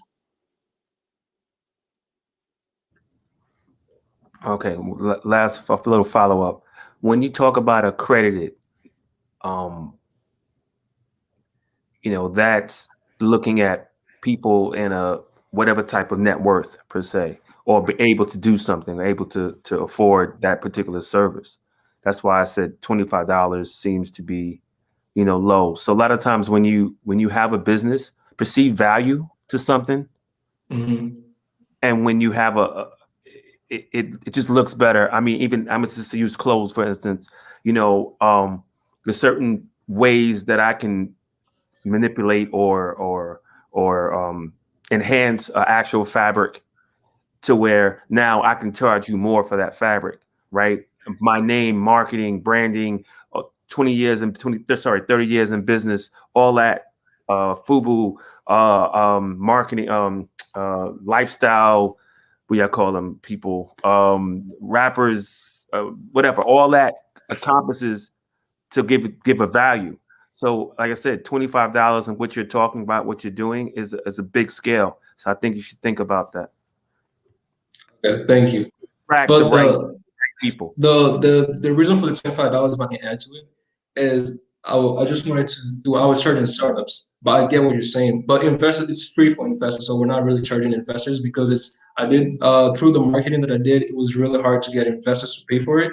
So I made it free for investors. That way, it will encourage investors to sign up and use the platform, and the and the entrepreneurs will get the business model. It's just in full subscription every single month. But if the $25 based on what I get from the feedback and what you're telling me, then I think it will be much wiser to change it. So Max, why would somebody use your platform as opposed to things that are already out in the market like Gust, AngelList, Crunchbase, all places where investors gather to source deals, and Gust in particular, startups can put their entire round information out there and attract investors. 37 Angels is another one. What makes you different than those platforms that already exist? So I've come to find out that most of the startups that are on there, they tend to be startups that already have traction. Investors tend to get to fund startups that already have traction, have money coming in, because investors want to see a return in their money. So but it depends on this. If I feel like a lot of startups are scared to go on those if they don't have traction. So I wanted to build something for them that every single startup is welcome. So it doesn't matter which stage you're in. You don't whether you have traction or not, you can post it on the platform. Okay. And on top of that, the competitors that are actually doing the exact same thing that I'm doing, they don't have their investors are not they don't do background checks on their investors. So I've gone through their reviews, and it seems that they have a lot of investors they have investors from around the globe, but most of the investors seem to not. They're just there to, I guess, the reviews are saying that, I found an investor who was trying to basically just join and be part of my company. Like, they weren't there to invest my money, to invest, like, work with me. They're there to they want me to hire them. So it seems like the investors are not really background checked, and they don't really verify to see if these investors are actual investors. You just sign up as an investor and you're in. So they don't really background check based on what I've seen through the reviews. Yeah, and I would just say, I know we don't have a ton of time, but two interesting things. I mean, one is the idea of having almost like an idea hub where people can back much earlier ideas right at day one. Like, that could be an interesting direction. The other one that you just highlighted in terms of founders pitching investors that are not fully qualified, definitely a problem in the market. I feel for you, right? Having been on both sides of that, right? You pitch someone thinking that they're going to back you, and then they're asking you for a job. So I do think that there's something interesting about the idea of solving either or both of those problems, right? But there's definitely a lot of noise in the market in terms of other platforms of this sort. So really, like, narrowing down that message and hitting it is gonna really, and surfacing it, right? Definitely gonna sharpen the value proposition, right? But yeah, those are definitely some problems. Those are definitely some problems. But as someone who's, like many on this panel, been on both sides of those other marketplaces. So yeah, I think we appreciate you sharing a bit about the business with us. We wish you luck, and we're looking forward to deliberating shortly on the grant. So thanks so much, Max. Thank you. All right, everyone. Can everyone hear me? Yes. Awesome. So I want to let everyone know what these young people are going to win. They're going to win a $4,000 grant in my parents' name, Sonia and Etel Cohen. And they're also going to win a mentorship with the lovely Monique Jackson for the year, as well as Entrepreneur.com decided to partner with us. and they want to track these students' progress throughout the year. So they're going to be featured, and from now until next year this time, they'll be writing about these students and their businesses. So this is an awesome opportunity. These judges are now about to go away and leave us and deliberate. And I want to now bring on the keynote speaker. I'm super excited to bring on Monique Jackson, who is going to share her wisdoms to you students out there. Success is defined as an accomplishment of an aim or purpose. An entrepreneur is defined as a purpose who organizes and operates a business, taking on greater than normal financial risk in order to do so. So my question for you today is, what is a successful entrepreneur? I mean, really, in today's world, what does it take to be a successful entrepreneur? I have some advice and some thoughts and some things that I would just like to share with you, if you don't mind, about my experiences and what I've learned as an entrepreneur. Hi, my name is Monique Jackson, and I am a celebrity publicist, a brand strategist, a business coach, a transformational speaker, a TV creator, and an entrepreneur expert. I've had the opportunity to work with some awesome people like Brandy, singer and actress, Ludacris, rapper and actor, and comedian and TV host Niecy Nash. I've worked with great athletes like Terrell Owens and Lisa Leslie and Layla Ali, just to name a few. I've worked at TV networks like BET and VH1 and TV One and WeTV. I've worked with Def Jam Records and Empire Records and Atlantic Records, and I've also worked at Universal Pictures. I've had many amazing opportunities and great things to happen with me and my career as an entrepreneur. But right now, my truest passion is teaching entrepreneurs how to grow their business, brand, and their bank accounts. So I'd love to share some of the advice that I have on becoming a successful entrepreneur. I believe one big mistake that we need to understand is that anytime in our business, we always need to be prepared. That's a mistake that we typically make. You have to be present. You have to be in the pursuit. You have to do your research. You have to be confident. You have to be determined and flexible and willing. You always have to be in search of learning and growing. It will always serve you to have a new set of tools to pull out of your toolbox, a new skill set to better serve you and your business and your customers. Because as a business owner and as a human being, we should always be learning, right? If you're not learning and you're not growing, then you're not. And as an entrepreneur, our job is to sell. And you sell best by serving. So what good is it if you're serving customers things that they don't even want? It's no good. It's no good for you. It's no good for your business. It's no good for your customers. I believe it's always healthy and smart to assess and analyze what's working and what's not working, and find a new skill set to learn and adjust, in your business if it's not working. And even in life, you can't always take people with you. If it's not working, then choose carefully, because proximity is the nearness in time, space, and relationships. And so the company that you keep around you is a vital component when shaping who you are, not just becoming, but who you are right now. Do you understand that the time that you spend with someone or the people that you associate yourself with speaks volumes on who you are and what you believe about yourself?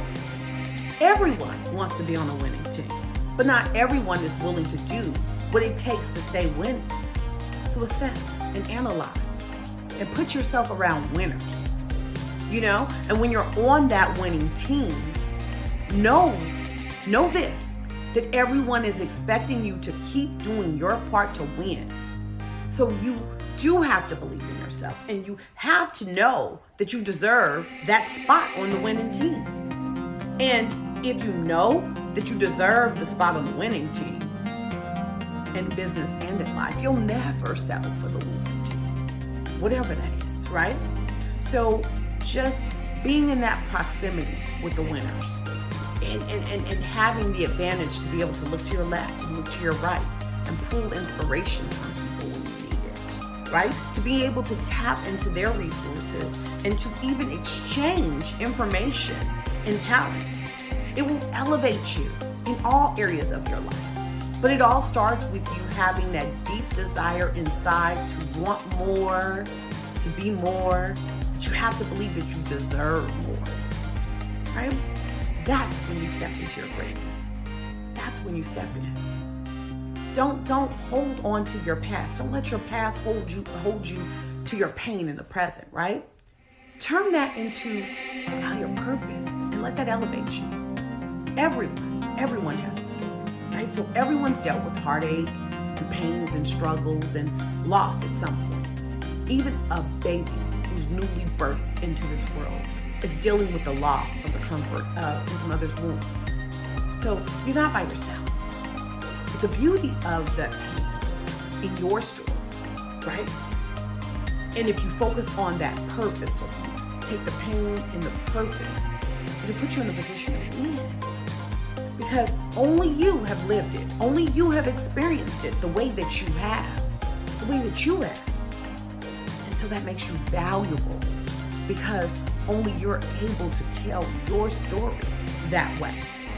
Which means that in return, only you are able to reach certain people in a special way. So you have to remember, as entrepreneurs, we're in business. And whether we are, whether we stay in business or not, is based on how we serve. We have to serve as humans. And what better way than to say, I see you, and I hear you, and I feel you, and I am you, and I am the hope for you. You can do all of that and more by sharing your trials and tribulations, sharing your pain, sharing your purpose with your audience. We are all looking for a connection with someone who cares. So you have to be there for your tribe. Learn how to get inside of yourself and find that yes. You see, your mindset is what's going to motivate you. That's there for you. You have to take a deep dive into who you are and get really honest with yourself and challenge yourself with all the love, all the love in this world. Stop lying to yourself and start believing in yourself. Ask yourself a series of questions. Look yourself right in the mirror and begin to see what God intended for you to be. And once you start seeing that, there's no turning back. Once you see how great you really are, you'll move through this world accordingly. You'll move through your life accordingly. You'll move through your business accordingly. Learn every chance you get. Learn from every lesson. Turn that into a blessing. Learn how to go and get what you deserve. Learn how to raise your standards to what's acceptable to you. Know that your circumstances is no bigger. It's not bigger than God, right? And it's not too much for you to handle. Because what I know through all of my years of experiencing life and being an entrepreneur, that many times our pain is just God helping us find our purpose. So be honest with yourself and decide to face it and deal with it, whatever that is, and raise your standards. And everything will change. You will start to change how you see yourself. You'll start betting on yourself. You'll start playing bigger and you'll start playing big to win. You have to want more. You have to be willing to do more, but first you have to decide that you really deserve more. Don't wait for people to give you the accolades. Don't wait for someone else to edify you. Don't wait for someone to give you permission to live out your dreams and your goals in this life. Sometimes you have to say enough. Enough to the old behavior, enough to the old habits, enough to the old friends, and just decide that I am deserving and I'm going to bet on myself and I'm going to move into my greatness. Good luck, entrepreneurs.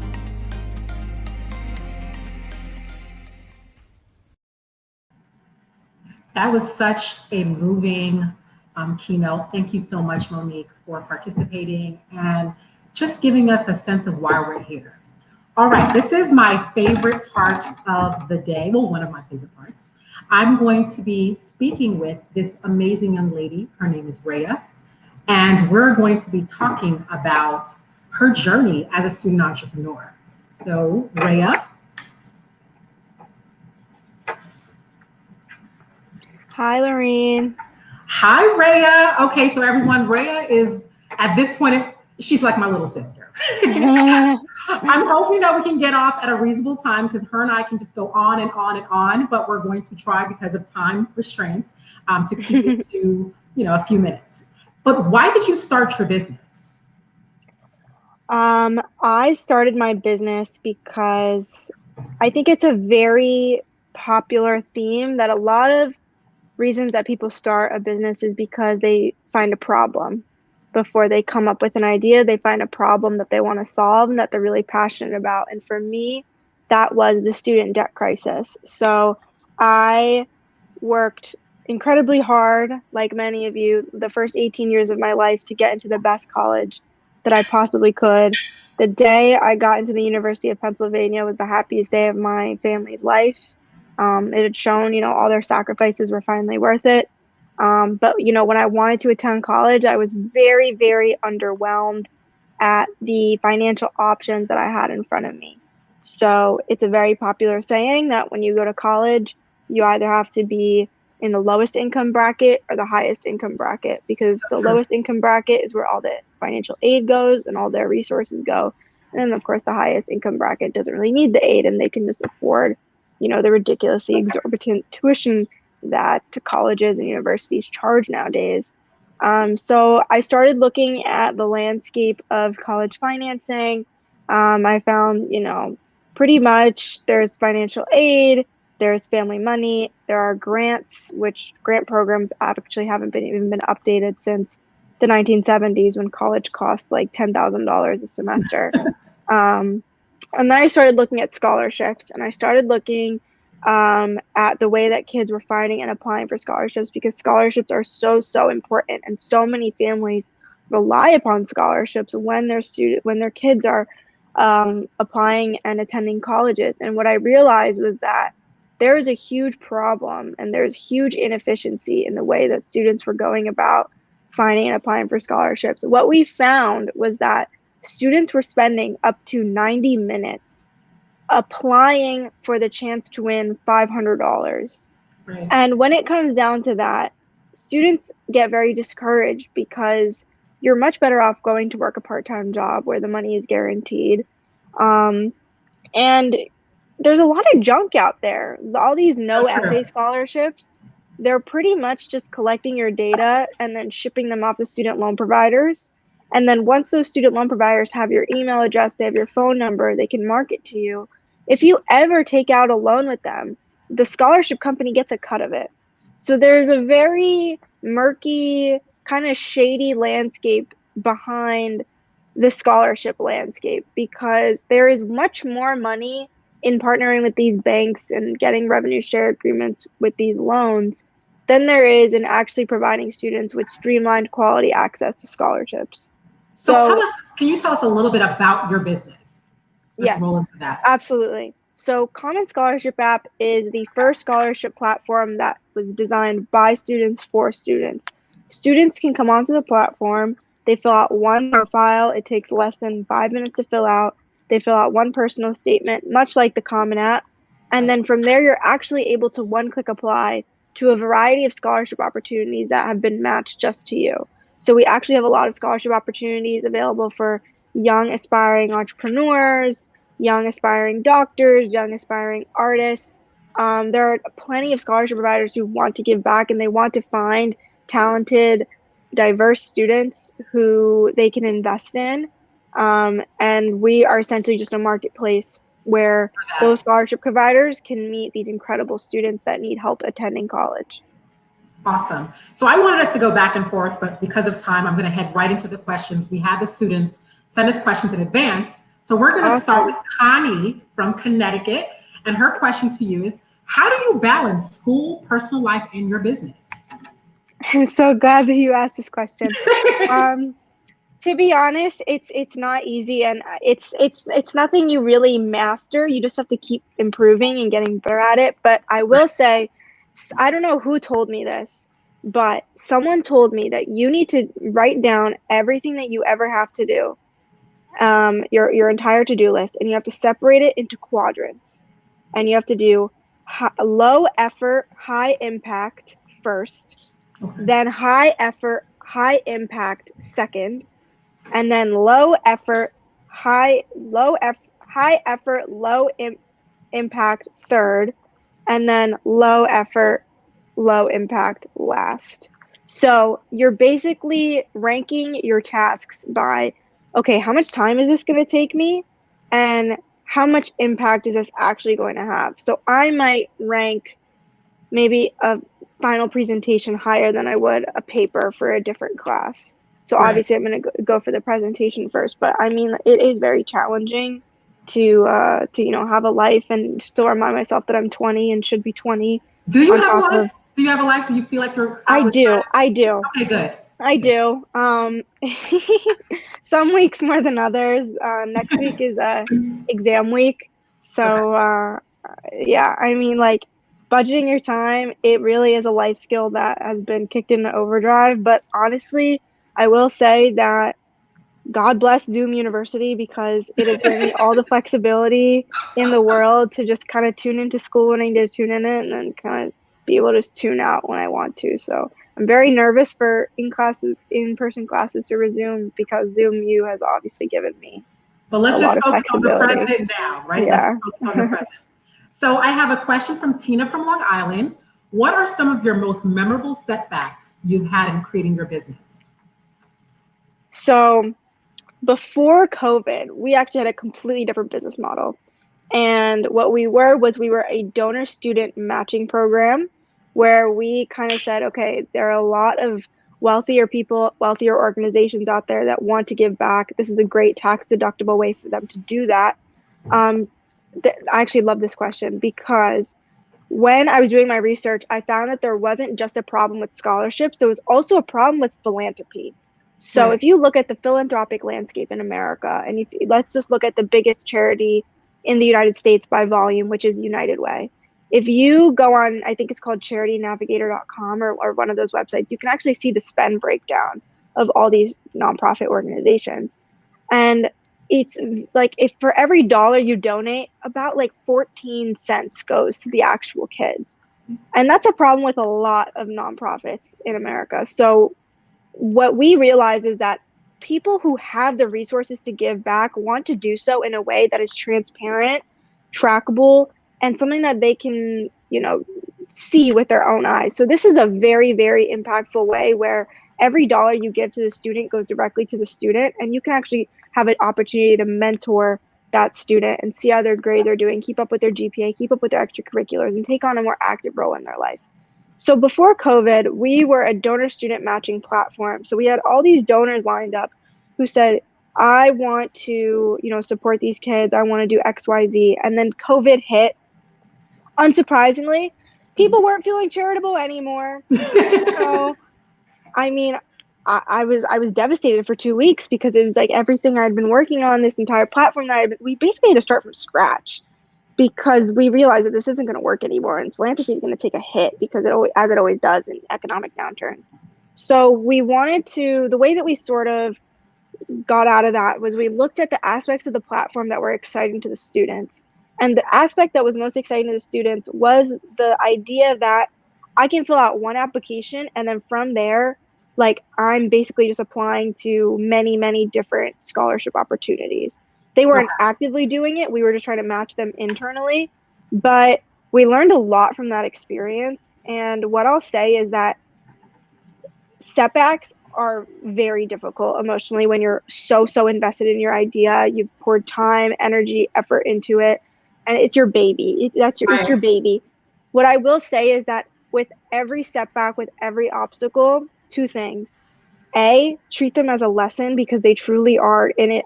I'm a very, I believe that when things happen, everything happens for a reason. The universe is just trying to push you in the direction that you're supposed to be and on the path you're supposed to be on. And two, never lose sight of the bigger picture. It is so easy to get overwhelmed by the day-to-day, like, I have to do this, I have to do that, this needs to be fixed, this person needs to do their job and they're not doing their job. It is so easy to get wrapped up in that you forget, why am I doing this? Oh, I'm doing this because my generation has been set up for financial failure in adulthood, and there aren't enough people, there aren't enough companies advocating for them, trying to connect them to the resources that they need. And when that happens, you just have to keep reminding yourself of your bigger mission, the problem that you're trying to solve, the fact that you are trying to make the world a better place, and that is never an easy thing, and that you should probably be cutting yourself a lot more slack than you already are. Please do. We don't have a lot of time, but I do want to ask you this question that Kim from Virginia posed. What are some of your biggest wins thus far? Our biggest wins are that, when we got to the 10,000 student mark, that was a huge milestone for us. But I would say that 1,000 students felt a lot more impactful, because going from zero to 1,000 students, there's nothing like that in the world. There's nothing quite like building a platform in your head and then executing it and then putting it out into the world, where it's actually now connecting students to scholarships. That is the most fulfilling feeling in the world, and I think that is what's most important to me. But the zero, I would say there's this book that Peter Thiel wrote that I would highly recommend to any budding entrepreneur. It's called 0 to 1, and he talks about how it's so much harder to go from 0 to 1 than it is to go from 1 to 100, because you're literally starting from nothing. So I would say that the first 500, 1,000 customers, just constantly talking to them, constantly getting their feedback, seeing the aspects that they loved, the aspects that they were like, oh, maybe you can add this. Like, that was definitely the most fulfilling part of the product development journey. I have a question for you. Do you have a mentor? I don't have like a formal mentor. I definitely have people that I've been lucky enough to know and have been very gracious enough to guide me. My father's definitely one of them. He was an entrepreneur when I was younger. So, I mean, the things I learned from him can absolutely not be understated, but we are very different people and we have very different styles. So, and then my co-founder is actually like one of my greatest mentors. We kind of mentor each other, I would say. We kind of are blessed that we have one another to guide ourselves through this crazy process. But what I would say about that is definitely reach out to the people in your network. I'm blessed enough to go to the University of Pennsylvania, which has an incredible network of alumni. And I don't have a formal mentor, no, but I would love one. I think that will change your entire trajectory of your business once you include that in your business model. Just adding that, it's a part of a thing.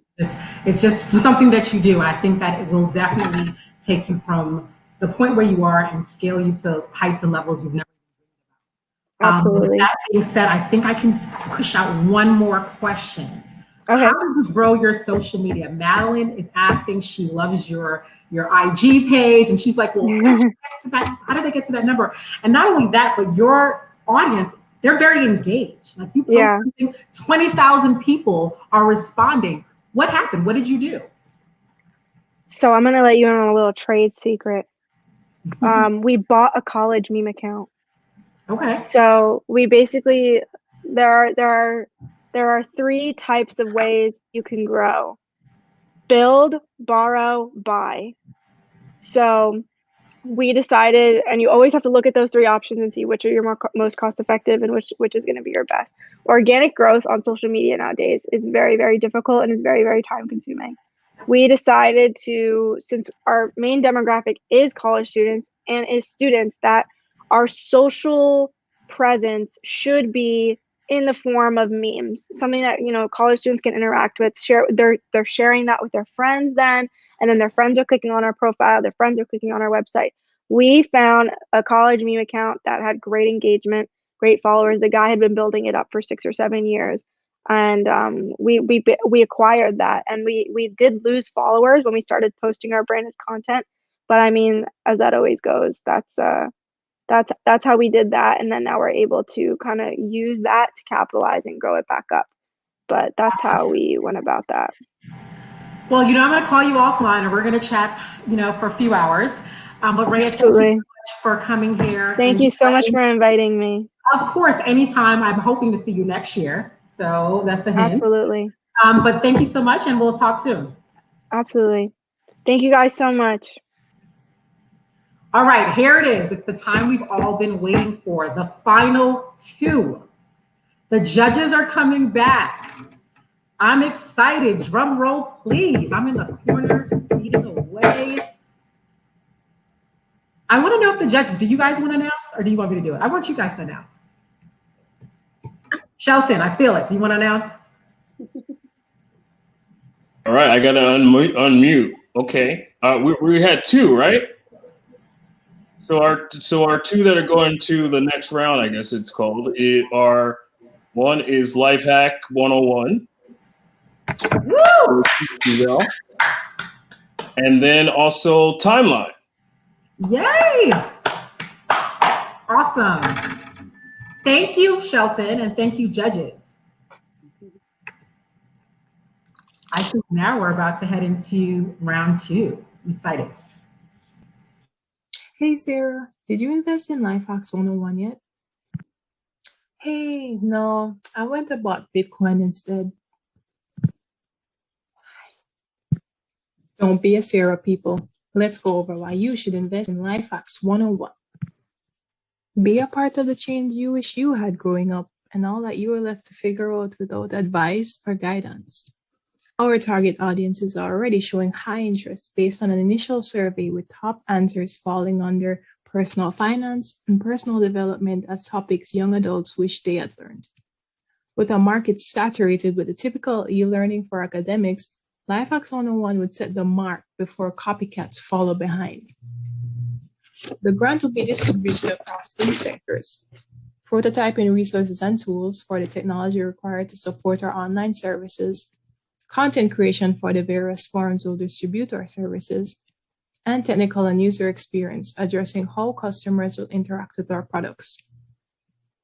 Prototyping costs include those associated with operating on the web, such as domain costs. Graphic design tools such as Adobe Illustrator and Animator will allow us to set our brand apart from others. Marketing will also be pivotal in advertising across the web and climbing for the top spots in search engines. While animations will be included, we also would like in-person videos to be better engaged with our audience, and so quality filming equipment will also be useful. For content creation, we'll mainly focus on hiring essential team members skilled at bringing our services to life. We'll partner with subject experts in various industries like law and psychology to give accurate content. Technical workers like web developers will be needed to build a framework of what we envision, and writers will be needed for scripting videos and writing articles in a manner that the average person can understand. App development will require significant investment to implement additional features that reinforce learning. This is especially important since users typically prefer to use the app 85% of the time. Daily maintenance will also be an ongoing job with capable reliability and software engineers who can respond to emergencies and ensure we're always connected with our customers 24/7. And whatever you do, people, always remember, don't be a Sarah. Invest in Life Hacks 101. Hi.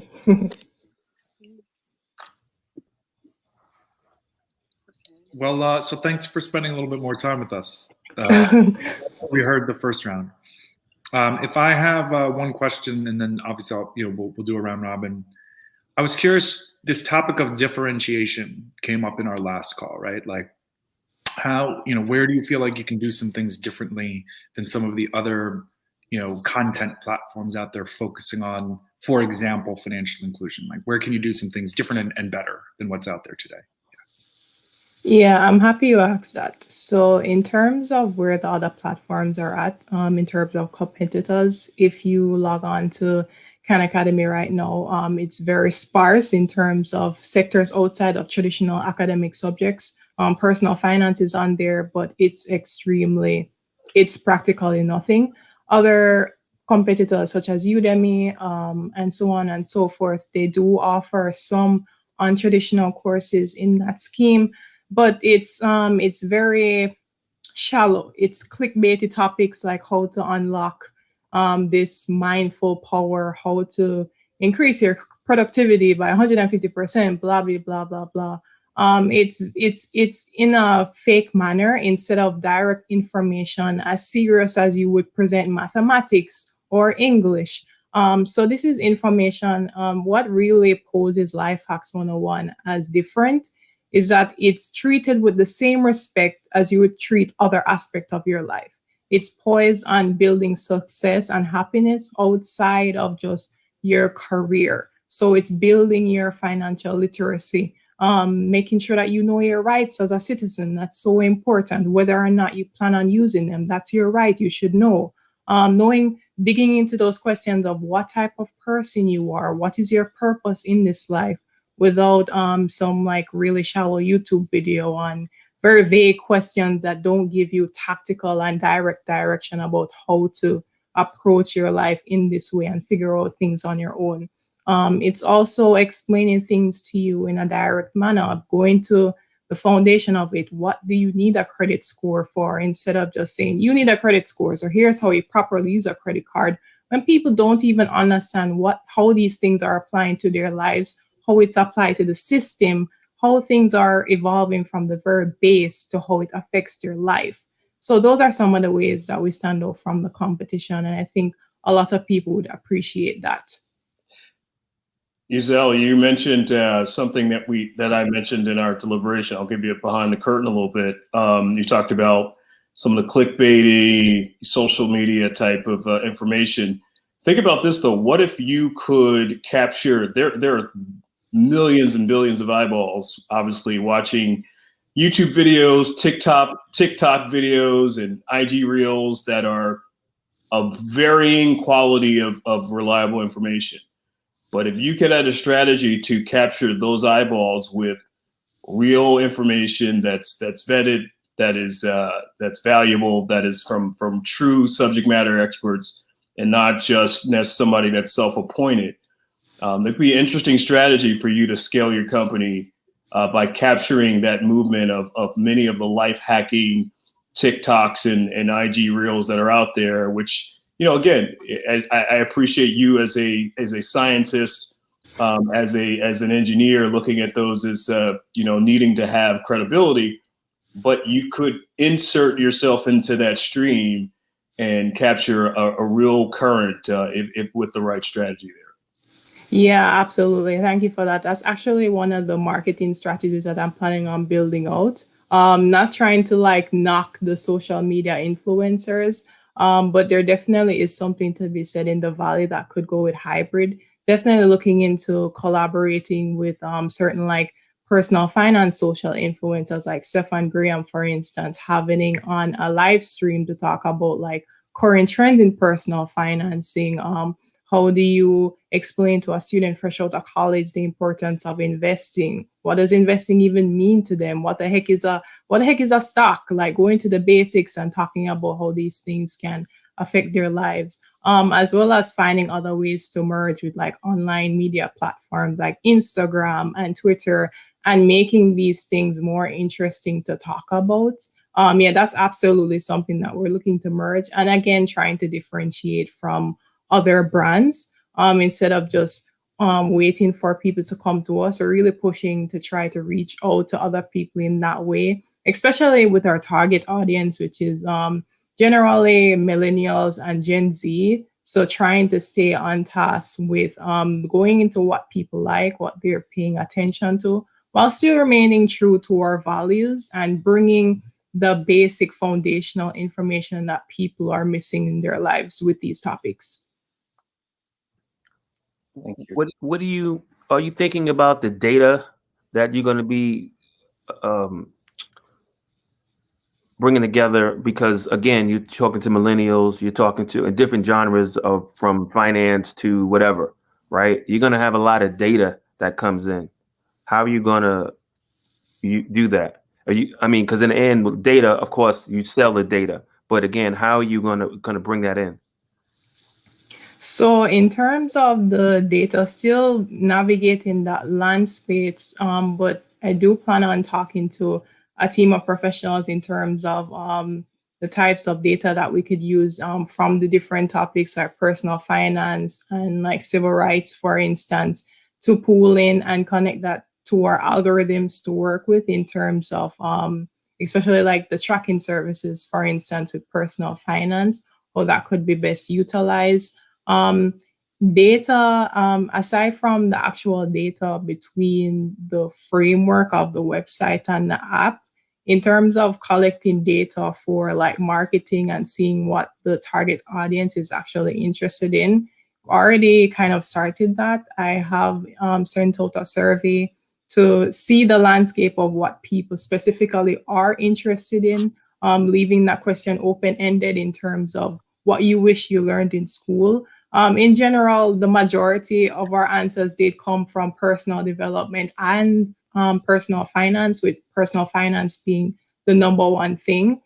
So we have started that effort in collecting just the raw data from what people would like to see and ensure that we're actually addressing the topics and the specific questions that people are asking.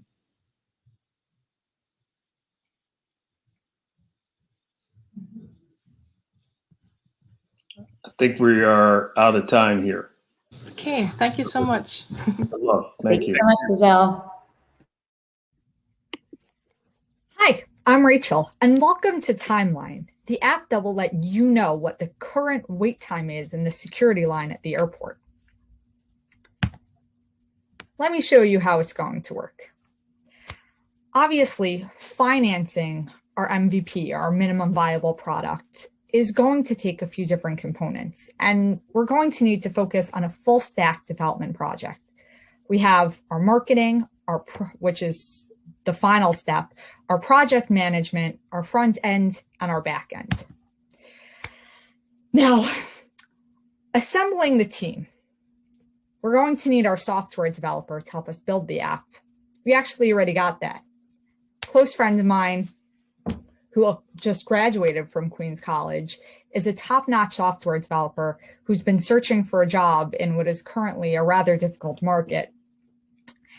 And she's already put her head together with me to come up with how we can actually make this MVP happen. Our development, we're going to need a UI designer to help make that user-friendly interface so that anybody can access it, anybody can navigate it, anybody can post to it. And we're going to want to really focus on the marketing component because in this case, we're talking about an app that is for the people, but also one that is by the people. And the further we reach, the more information we have, the better it is for all parties involved. So we're going to want a graphic designer to help us create those advertisements that will show people what we are, who we're here to help, and how everyone can help us make that happen. And we're going to want those social media experts to help us really get the word out to as many people as we can. Now, if we're looking at the real crunching of the numbers here, low end, front end, back end, project manager, social media specialist, we would be looking at a minimum budget of at least about $4,800, close to $5,000, which obviously is already almost $1,000 more than we have. However, a lot of these components are covered. As I mentioned, we already have a software developer on board. She's willing to work at a reduced price because she's invested in this and wants to make it happen. I'm not a social media expert per se, but I am the manager of a LinkedIn group with over 700 people. And we can start getting the word out without having to hire somebody immediately. High end, this isn't so realistic for our budget. But if we go low end and we garner enough interest and we invest in this and you invest in this, then we can actually practically make this happen. And again, the more people who hear about this, the more people who get on this, and the more people realize how this can benefit everybody who's ever walked into an airport, and then extend to everybody who's ever gone to vote, everybody who needs to go shopping in a large department store that's counting the number of people walking through that door during COVID, and we can start getting advertisements, we can actually make this product the wave of the future. Thank you for watching this video, and thank you for helping us make Timeline into a reality.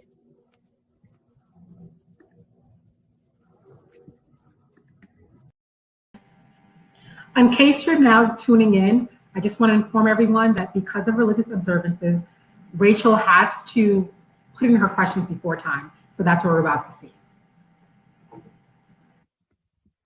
Hi, I'm so excited that I have the opportunity to advance to round 2. Question number 1, how did you arrive at the cost listed in your presentation? So first of all, I collaborated with a friend of mine who's a data scientist to obtain accurate information for all of this to the greatest degree possible. We researched minimum salary and average salary for back end and front end workers.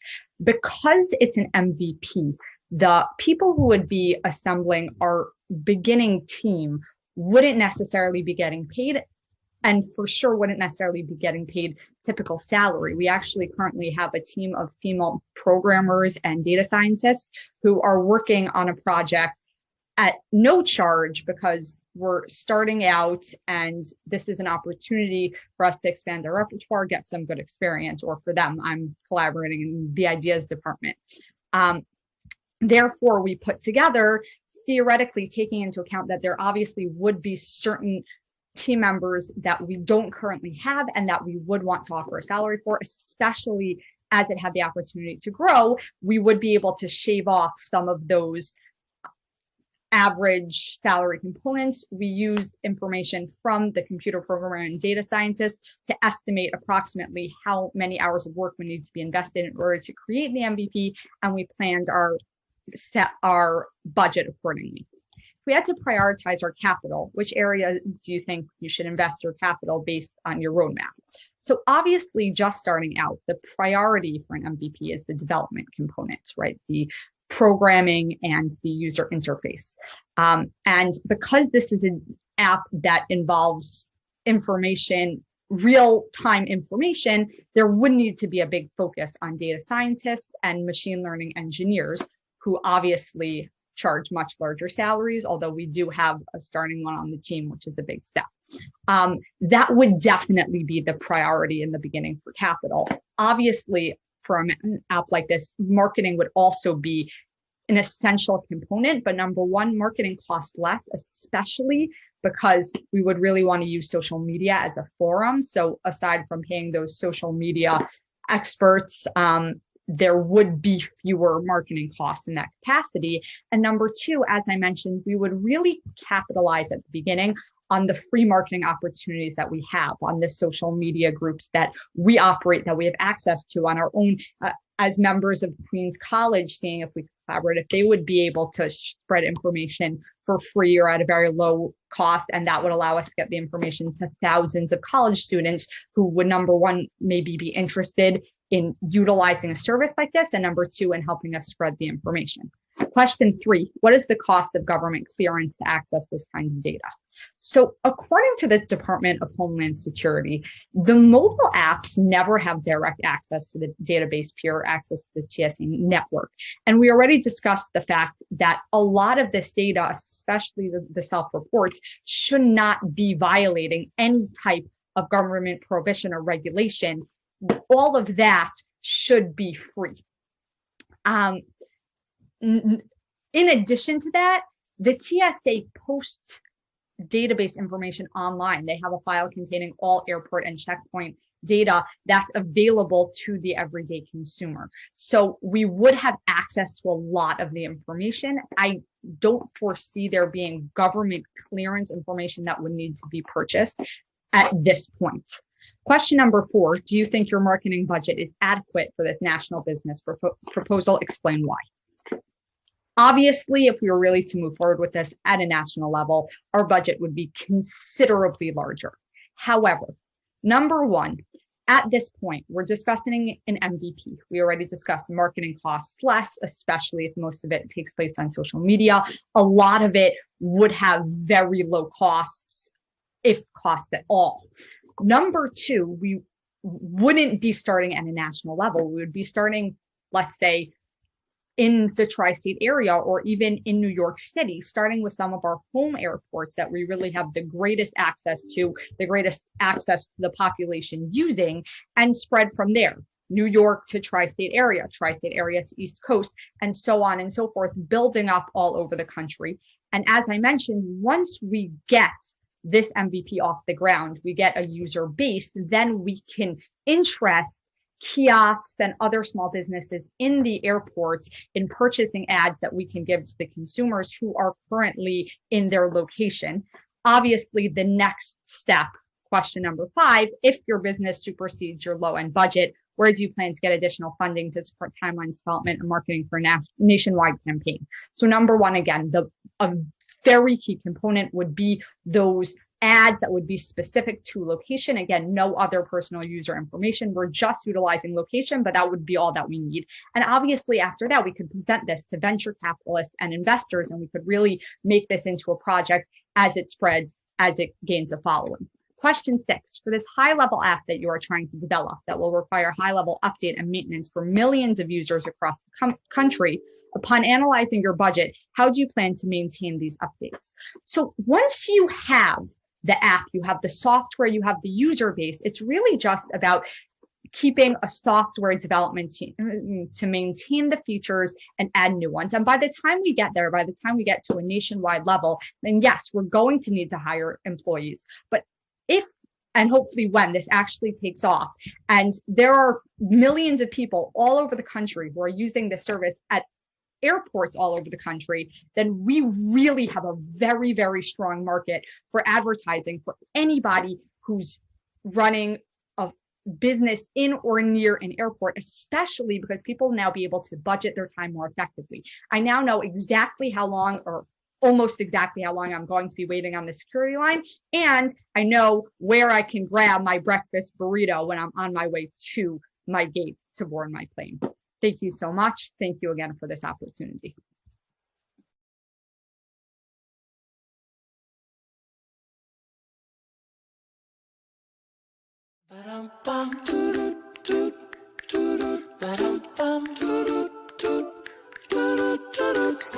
I call myself the Cookie King, Cookie Kid, Cookie Master, Cookie Sensei. I don't call myself, I just made it up now. Anything with cookie, that's me. I'm the Cookie King. My name is Mr. Corey, and I'm a mini mogul. I started making Mr. Corey's cookies to give my mom a car because we didn't have a car and we lived in New Jersey. And in New Jersey, you need a car. See, this is how he sets up. This is registered. These are his cups. This is the whipped cream. We started selling hot chocolate and then lemonade. And then we just did cookies because it was all seasons and you didn't have to switch it out. When we first started, me and my mom had no clue how to make cookies, so we looked it up online, we just stole people's recipes, and then we were like, let's just make our own recipe so we could be official. This is our own thing, let's try it again. It took a long time, but we made it. We grew so fast that we had over 10,000 back orders. And then later on, we noticed that we have to get into a bigger kitchen and make more cookies and get a license and permit and all this other stuff that we never knew before. So we knew we had to sit down and learn about the real business and learn what we have to do.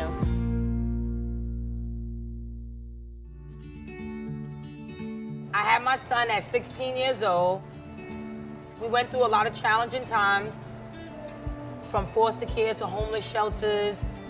And basically we moved to New Jersey for a better life. And we're building this business for a better future, so we're able to help single moms and at-risk kids and show them that if we did it, they can do it too. When I see my son, I see something that I never thought I could do.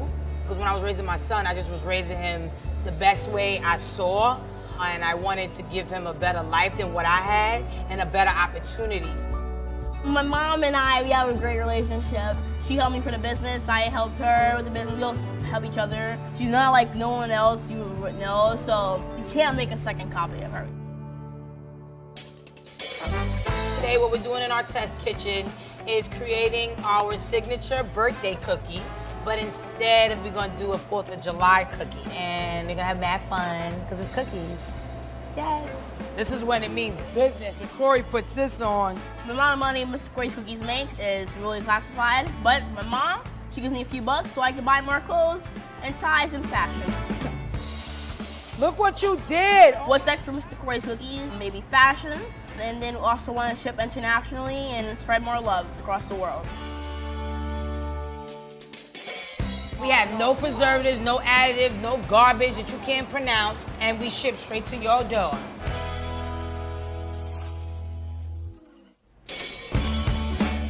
No one has anything on me. I used to be so humble when I was doing business. Now I'm older, I understand. Oh, mine are the best. Oh my gosh, it's last one. I don't know how people drink it with water. I see people drinking cookies with water and stuff. It gives me the heebie-jeebies. Milk is the best way to go. I'm sorry, people who are drinking their water. Hey guys, thank you so much for allowing me to participate in the National Student Entrepreneur Summit. I'm extremely excited, and I have 3 questions here to answer, so let's get started. What inspired you to start your business? Well, my mother, she inspired me so much to start it. She helped me so much. She did a lot of things for me. She's always there for me, so she's my number one passion, my number one, thing that got me started. Person helped me get started, and inspiration. How did you balance being a student and an entrepreneur? Well, while I'm in the class, school, my team, they take over the day-to-day operations, the logistics, the support. I don't really need to be there for that, so they take care of that stuff. And then I'm in school doing my homework. That's very important, doing schoolwork and everything. And then when I'm done with it, if they need me for press appearances, anything else, I'm always there. How intricate was the role your tribe played in your success?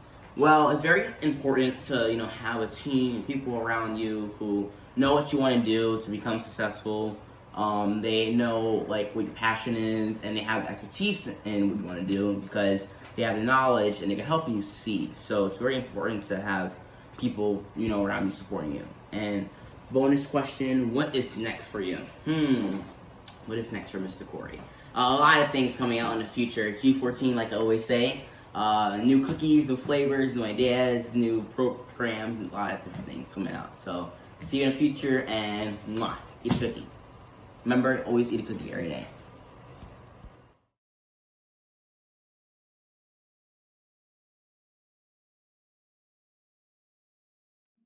Hi, my name is Benita Jones.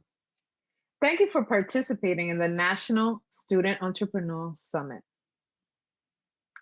Thank you for listening to this presentation. I'm currently a faculty member at the State University of New York Fashion Institute of Technology. I currently hold the title of assistant professor and counselor. I'm a member of the executive committee for the Faculty Senate at FIT. I'm also a delegate for the Faculty Council of Community Colleges for State University of New York. I'm able to bring this presentation to you because of my experience on college campuses. I've been fortunate enough to participate in numerous departments that offer resources that you can take advantage of as a student entrepreneur. The many different departments that I've worked for include admissions, academic advising, career and internship services, and student life.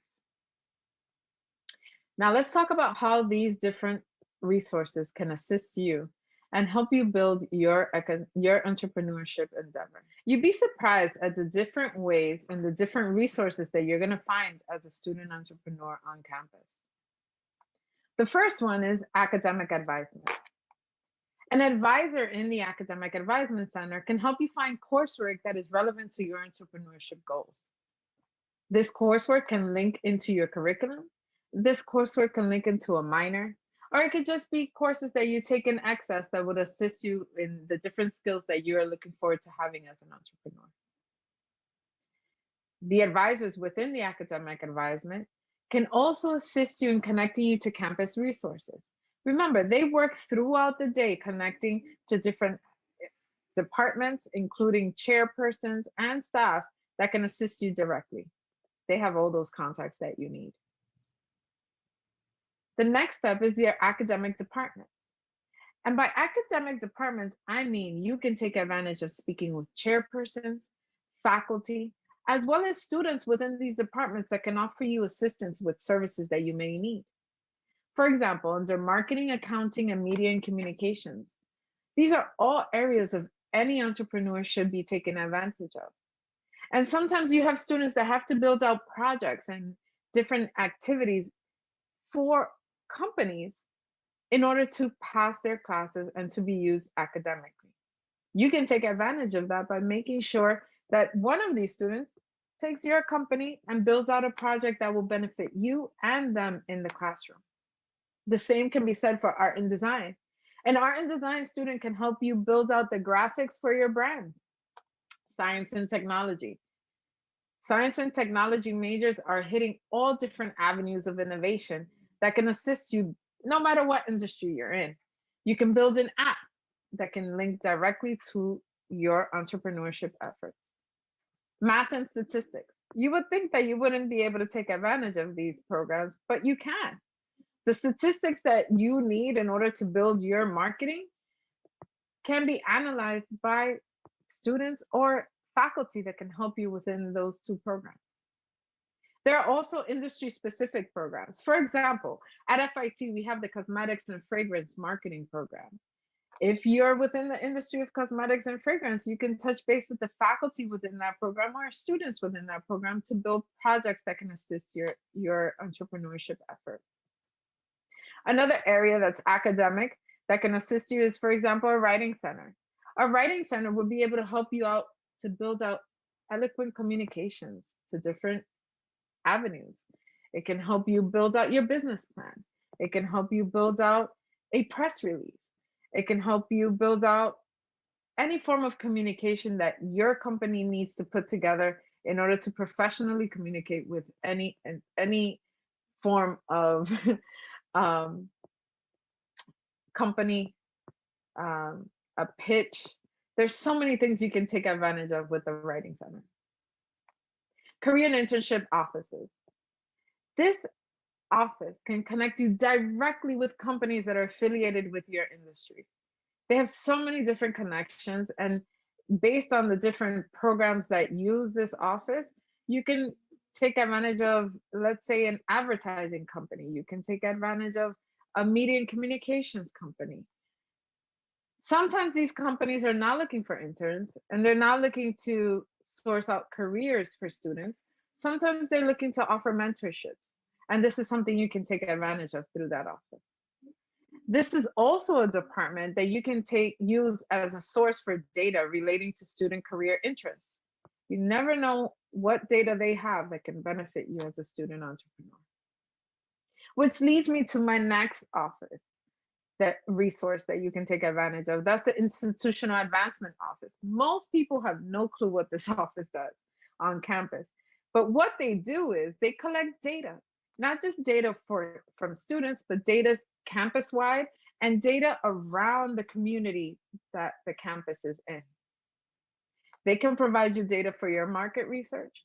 And something that you can do that I've personally taken advantage of as a faculty member is they can help you set up focus groups. The data that they collect with your assistance for these focus groups, they can use for their own campus reports. That's a win-win situation. The next area that I'd like you to think about is student life. So student life has many clubs and organizations. No matter what campus you go to, you're going to find clubs and organizations. An important way that you can use these areas is, for example, you can sponsor an event for exposure. You can provide a service or you can provide a product.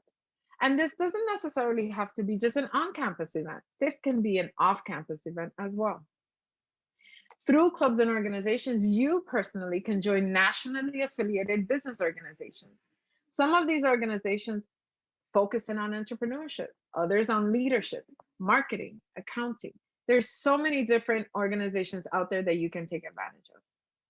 You can also attend national and regional conferences. The funding provided through clubs and organizations can assist you in having funding for transportation, as well as some of the fees associated with these conferences. You can also, just as we talked about program and major department, many of these clubs are major specific. So the tech club can help you build an app. And these are outside of the curriculum services that they can provide. The marketing club can help you do your marketing plan. Accounting club can look at your numbers. There's many different ways of doing it. The next one that I want to discuss is student government. Not only do you have to not only can you go through clubs and organizations, but you can go directly to your student government and organize an event that relates specific to your industry. When you do that, that can be funded through student government. Funded means money, which is important, especially as a student entrepreneur. Another way to receive funding from student government is if you participate in competitions.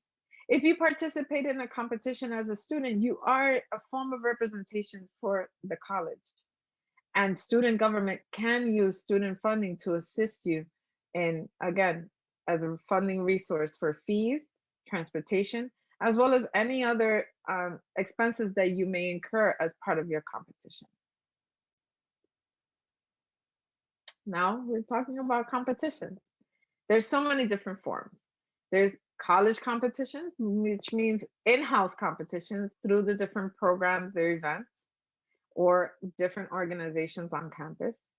There's business competitions, and those are businesses that come out from outside of the college community looking for innovative ways to create new products, to create new services. And who best to do that than a student entrepreneur on a college campus? The other type of competition is industry related competitions. So art and design competitions, technology or science, these are all areas that you can take advantage of and put your organization, put your entrepreneurship endeavor out there and gain funding, gain mentorship, gain exposure for your endeavor. Now, this resource that I'd like to talk to you about last is college incubators and accelerators. Now, many different colleges have them, and every single college has different types of incubators and accelerators. Each program is different, and they all come with their own set of policies. Incubators provide the time and space for you to create. So it's kind of like helping you build out what you're looking to do. There is no timestamp on it. There's just an open space for you to be able to create what it is that you're looking to do with your entrepreneurial endeavor. Accelerators, on the other hand, provide the opportunity to take your idea and scale it further. And by scaling, you're also looking for funding, and accelerators strive to provide those two things. Now, it's up to you to research which route would work best for you and your endeavor. Another thing to take into consideration is technology transfer. Sometimes when you take part in incubators and accelerators, they include clauses to also gain rights to your ideas, your services, or your product. So this is something you want to research and think about prior to committing to an incubator or an accelerator. Now, I hope I've covered a lot of ground here for you in thinking about the campus resources that can assist your entrepreneurial endeavor. I know that this is a lot of information, but I hope at least it sparked some ideas. The important thing for you to consider now is research. I touched base on a couple of things, but now it's your turn to take part and go out there and find these resources, see how they can benefit you directly. I wish you the best of luck, and thank you so much for listening and taking part in the National Student Entrepreneur Summit. Thank you so much, Benita Jones, for that wonderful resources that the students can now utilize on their campus. So one of the things we want to talk about really quickly is next year's event. We have scheduled the date and we are super excited. It will be February 5th, 2022. And the reason being that is my father's birthday. And I am super excited and stoked to actually experience this again with you guys. We have also been talking about other events that's going to take place throughout the year. So if you guys happen to be on this Zoom call, not Zoom call, I'm sorry, to be on this call on Facebook, on YouTube, or whatever you're doing, we want you to hit us up on info@businessarsenalinc.com so that we can send you more information about upcoming events. Well, I'm excited. I had an opportunity to drop in on the judges deliberating on our finalists. It was really, really tough. I don't know who they actually have selected to be the winner of the grant, but it was an exciting conversation. Really, I was like biting my nails because it was just so much information, and obviously we have been on this journey with these students, reading their business plans, watching their videos. You personally coached a lot of them, Lorene, on how to do their presentation. And so we are emotionally invested in these students. So I am eager for them all to win, but obviously there's only going to be one winner. So I'm excited to invite our judges back. I think they're ready. Let's go. Let's hit it. Yeah, so we can hear who is going to be the winner today. I'm excited. Let's see. Amazing. Well, yeah, I think I'm gonna share the news with you all. First of all, everyone did an amazing job. I mean, all the participants from the very beginning, you had advocates in all of us. And we were really highlighting each and every one of you that presented just how well researched you were, how passionate you were about the topics. And so narrowing it down to these two was a lot. But even this time, you had advocates from all of us on both sides. So first, I just want to highlight, what we loved about each of you, and then let you know who we've decided to go with today. So first, let's talk about Rachel with Timeline. We loved the vision, knowing that, yes, the first use case is in the airport for running late, but we love the vision of thinking about other use cases. This could be used for shopping. And so the ability to leverage that data going in the future is huge, right? Your ability to really think about the future and how big this market and the adoption could really be. And starting to think about the revenue model with ads and things like that. We loved that. So that was Rachel with Timeline. And then with Giselle, with Life Hacks 101, we loved your knowledge of the customer and of the market. It was clear you were really passionate about the market. We loved how you added your personality with the marketing, with your meme that you included in your presentation, and just how you took some of the feedback we gave and, had a great response for that. So given, both of those, we came to a decision. And again, it was a lot of us really discussing. But yeah, we decided to go with Giselle with Life Hacks 101. So congratulations. We think you have a huge opportunity to target Gen Z, target a very specific part of the market, leverage micro influencers, and address a part of the market that, existing websites aren't currently addressing. So congratulations. Thank you, Danielle. Woo! Congratulations. Congrats. I want to thank you guys again. This doesn't happen without you guys, right? You guys brought this whole vision of mine to fruition, and for that, I will be eternally grateful. Each and every one of you from this point on, whenever you need me, I am here. The ones that are closer to me, you guys know that you guys already know that I'm a woman of my word. So, thank you guys. I'm hoping that you guys will participate in other programs that we have moving forward for these students. We appreciate you. We cannot thank you enough. And we look forward to working with you soon. Awesome. Congratulations, Giselle. For all of our students, couple of things, all of you who are tuned in, we will have a digital gift bag. Some of the resources that were shared by our presentation will be distributed to you.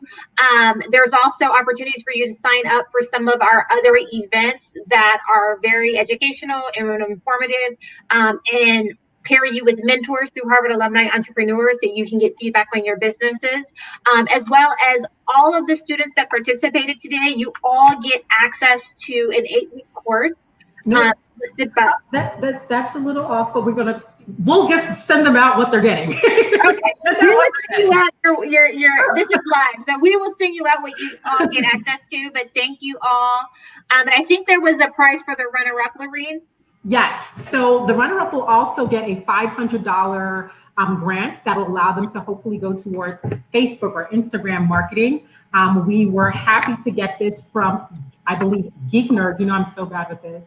This is one of my closest friends, Tylene Taylor. She decided to volunteer and give this money to these students. So I'm extremely excited about that. That young person will also get an 8-week course. That's the 8-week course portion, Conchita. An 8-week course with Monique. So I'm extremely excited about that. And the last 3 students will get a one-on-one session with Monique. So thank you, Monique, again, for all of your service, because this is service. This is giving back of your time, your energy. You're taking time away from your family and your friends to actually put in and pour into these students. So thank you again for just all that you do.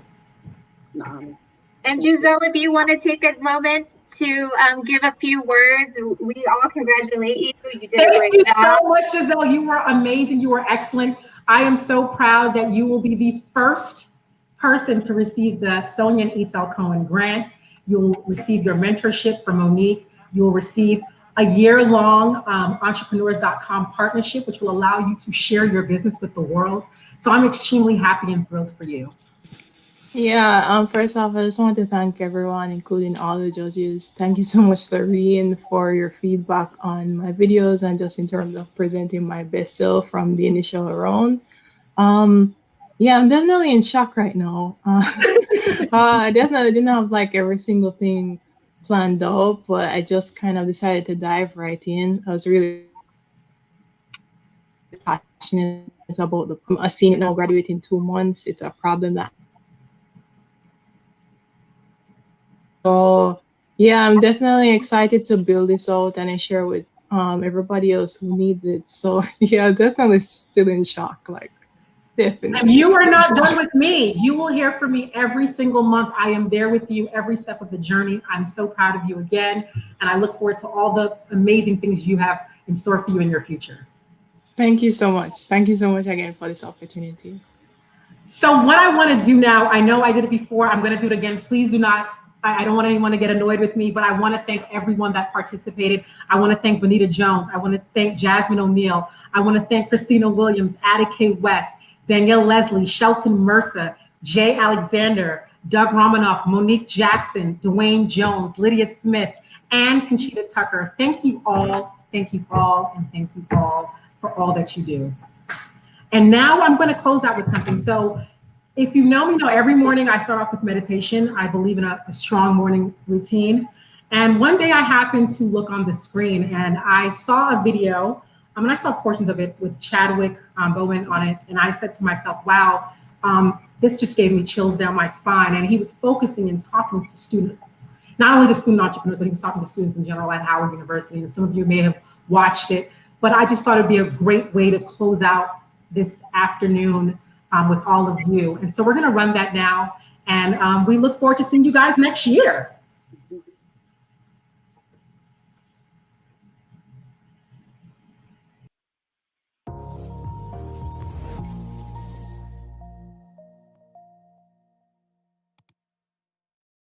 I remember walking across this yard on what seemed to be a random day, my head down, lost in my own world of issues, like many of you do daily. I'm almost at the center of the yard. I raised my head and Muhammad Ali was walking towards me. Time seemed to slow down as his eyes locked on mine and opened wide. He's raised his fist into a quintessential guard. I was game to play along with him, to act as if I was a worthy opponent. What an honor to be challenged by the GOAT, the greatest of all time, for a brief moment. His face was as serious as if I were Frazier in the Thriller in Manila. His movements were flashes of a past greater than I can imagine. His security let the joke play along for a second before they ushered him away. And I walked away floating like a butterfly. I walked away amused at him, amused at myself, amused at life for this moment that almost no one would ever believe. I walked away light, ready to take on the world. That is the magic of this place.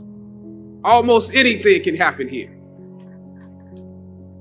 Throughout ancient times, institutions of learning have been built on top of hills to convey that great struggle is required to achieve degrees of enlightenment. Each of you had your own unique difficulties with the hill. For some of you, the challenge was academics. And I want to say something to that. You know, sometimes your grades don't give a real indication of what your greatness might be. For others, it was financial. You and your family struggled to make ends meet. You had to work an extra job or two. But you're here. For a lot of you, your hardest struggle was social. Some of you never fit in. You were never as cool and as popular as you wanted to be. And it bothers you. So your social struggles here became psychological. Even though you made it up the hill, you carry the baggage of rejection with you. But you're here. Or some of you went through something traumatic. You made it to the top of the hill, but not without scars and bruises. Some of you fit in too much. You waited until the last minute to do your best work, and it's a wonder that you made it up the hill at all because you carry the baggage of too much acceptance. Most of you graduating here today struggled against one or more of the impediments or obstacles I mentioned in order to reach this hilltop. When completing a long climb, one first experiences dizziness, disorientation, and shortness of breath due to the high altitude. But once you become accustomed to the climb, your mind opens up to the tranquility of the triumph. Most of you need some realizations because right now you have some big decisions to make. Right now, I urge you, in your breath, in your eyes, in your consciousness, invest in the importance of this moment and cherish it. I know some of you might have partied last night. You should celebrate, but this moment is also part of that celebration. So savor the taste of your triumphs today. Don't just swallow the moment whole without digesting what has actually happened here. Look down over what you conquered and appreciate what God has brought you through.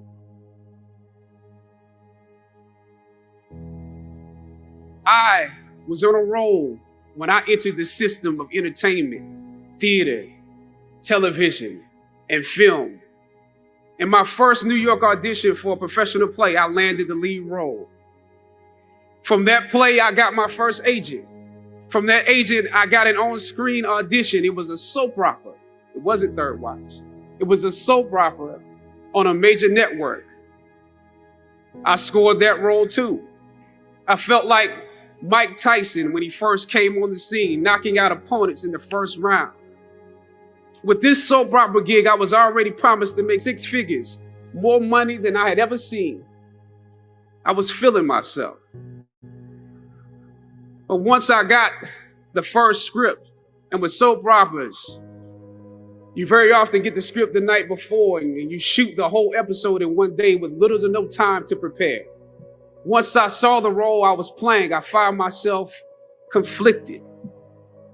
The role wasn't necessarily stereotypical. A young man in his formative years with a violent streak pulled into the allure of gang involvement. That's somebody's real story. Never judge the characters you play. That's what we were always taught. That's the first rule of acting. And any role play, honestly, can be empowering. But I was conflicted because this role seemed to be wrapped up in assumptions about us as Black folk. The writing failed to search for specificity.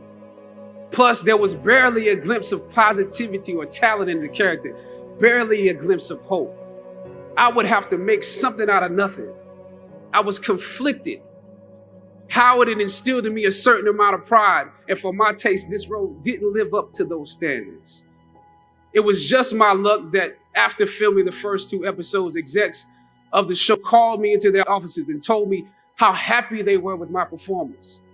They wanted me to be around for a long time. They said, if there was anything that I needed, just let them know. That was my opening. I decided to ask them some simple questions about the background of my character, questions that I felt were pertinent to the plot, Question number 1, where's my father? The exec answered, well, he left when you were younger. Of course. Okay. Question number 2. In this script, it alluded to my mother not being equipped to operate as a good parent. So why exactly would my little brother and I have to go into foster care? Matter of factly, he answered, well, of course, she's on heroin. That could be real, I guess. But I didn't want to assume that's what it was. If we're around here assuming that the black characters in the show are criminals on drugs and deadbeat parents, then that would probably be stereotypical, wouldn't it? That word stereotypical lingered. One of the execs pulled out my resume and began studying it. The other exec wore a smile, trying to live up to what they had promised me only a few moments before. If there's anything you need, just let us know. She said, as you have seen, things move really fast around here. But we are more than happy to connect you with the writers if you have suggestions. Yeah, I said, that would be great. I said, because I'm just trying to do my homework on this. I didn't know if you guys had decided on all the facts, but maybe there's some things we could come up with, some talent or gift that we could build. Maybe he's really good at math or something. He has to be active. I'm doing my best not to play this character like a victim. So you went to Howard University, huh? The exec holding my resume interrupted, peeking over the pages. Yes, I said proudly. He slid my resume back in his desk and said, thank you for your concerns. We'll be watching you. I left the office. I shot the episode I had come in to shoot on that day. Probably the best one I did out of the 3 because I got what was bothering me off my chest. I was let go from that job on the next day. Phone call from my agent. They decided to go another way. The questions that I asked set the producers on guard and perhaps paved the way for a less stereotypical portrayal for the black actor that stepped into the role after me. As the scripture says, I planted the seed and Apollos watered it. But God kept growing. God kept it growing.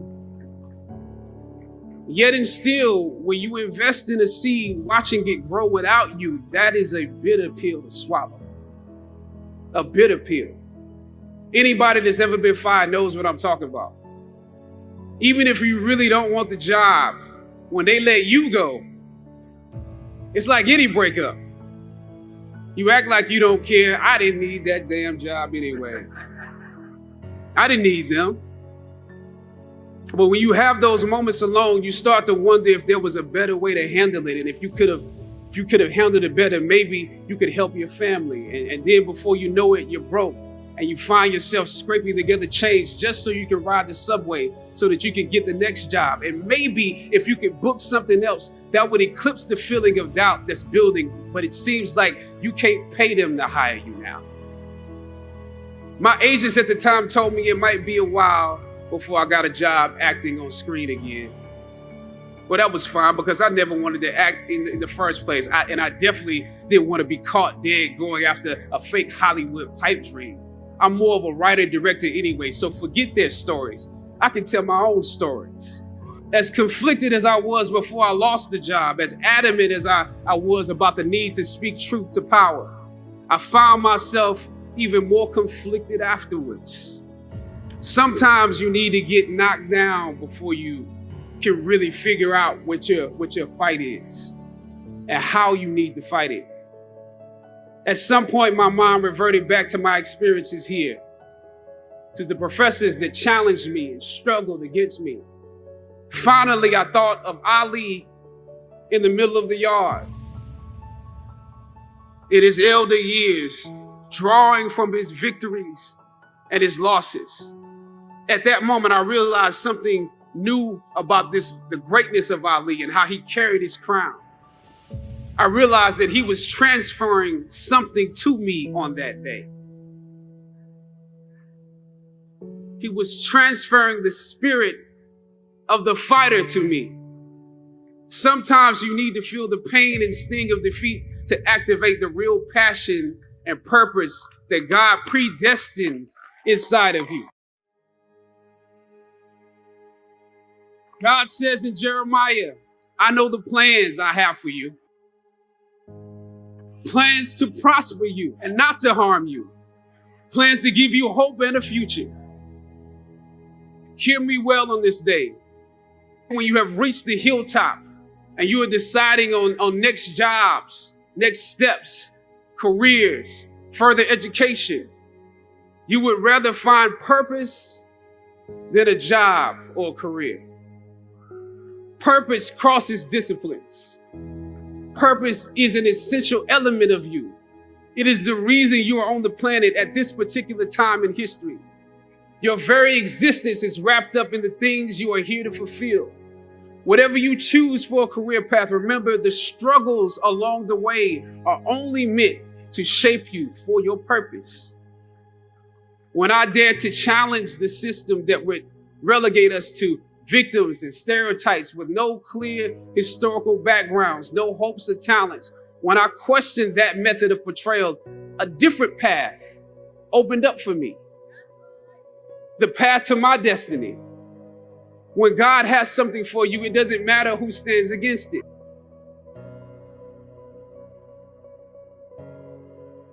God will move someone that's holding you back away from a door and put someone there who will open it for you. If it's meant for you,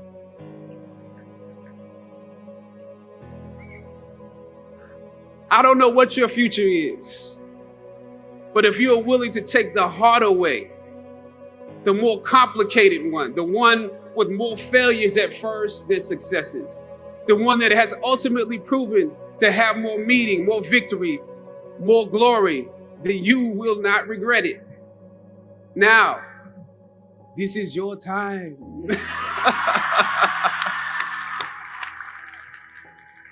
The light of new realization shines on you today.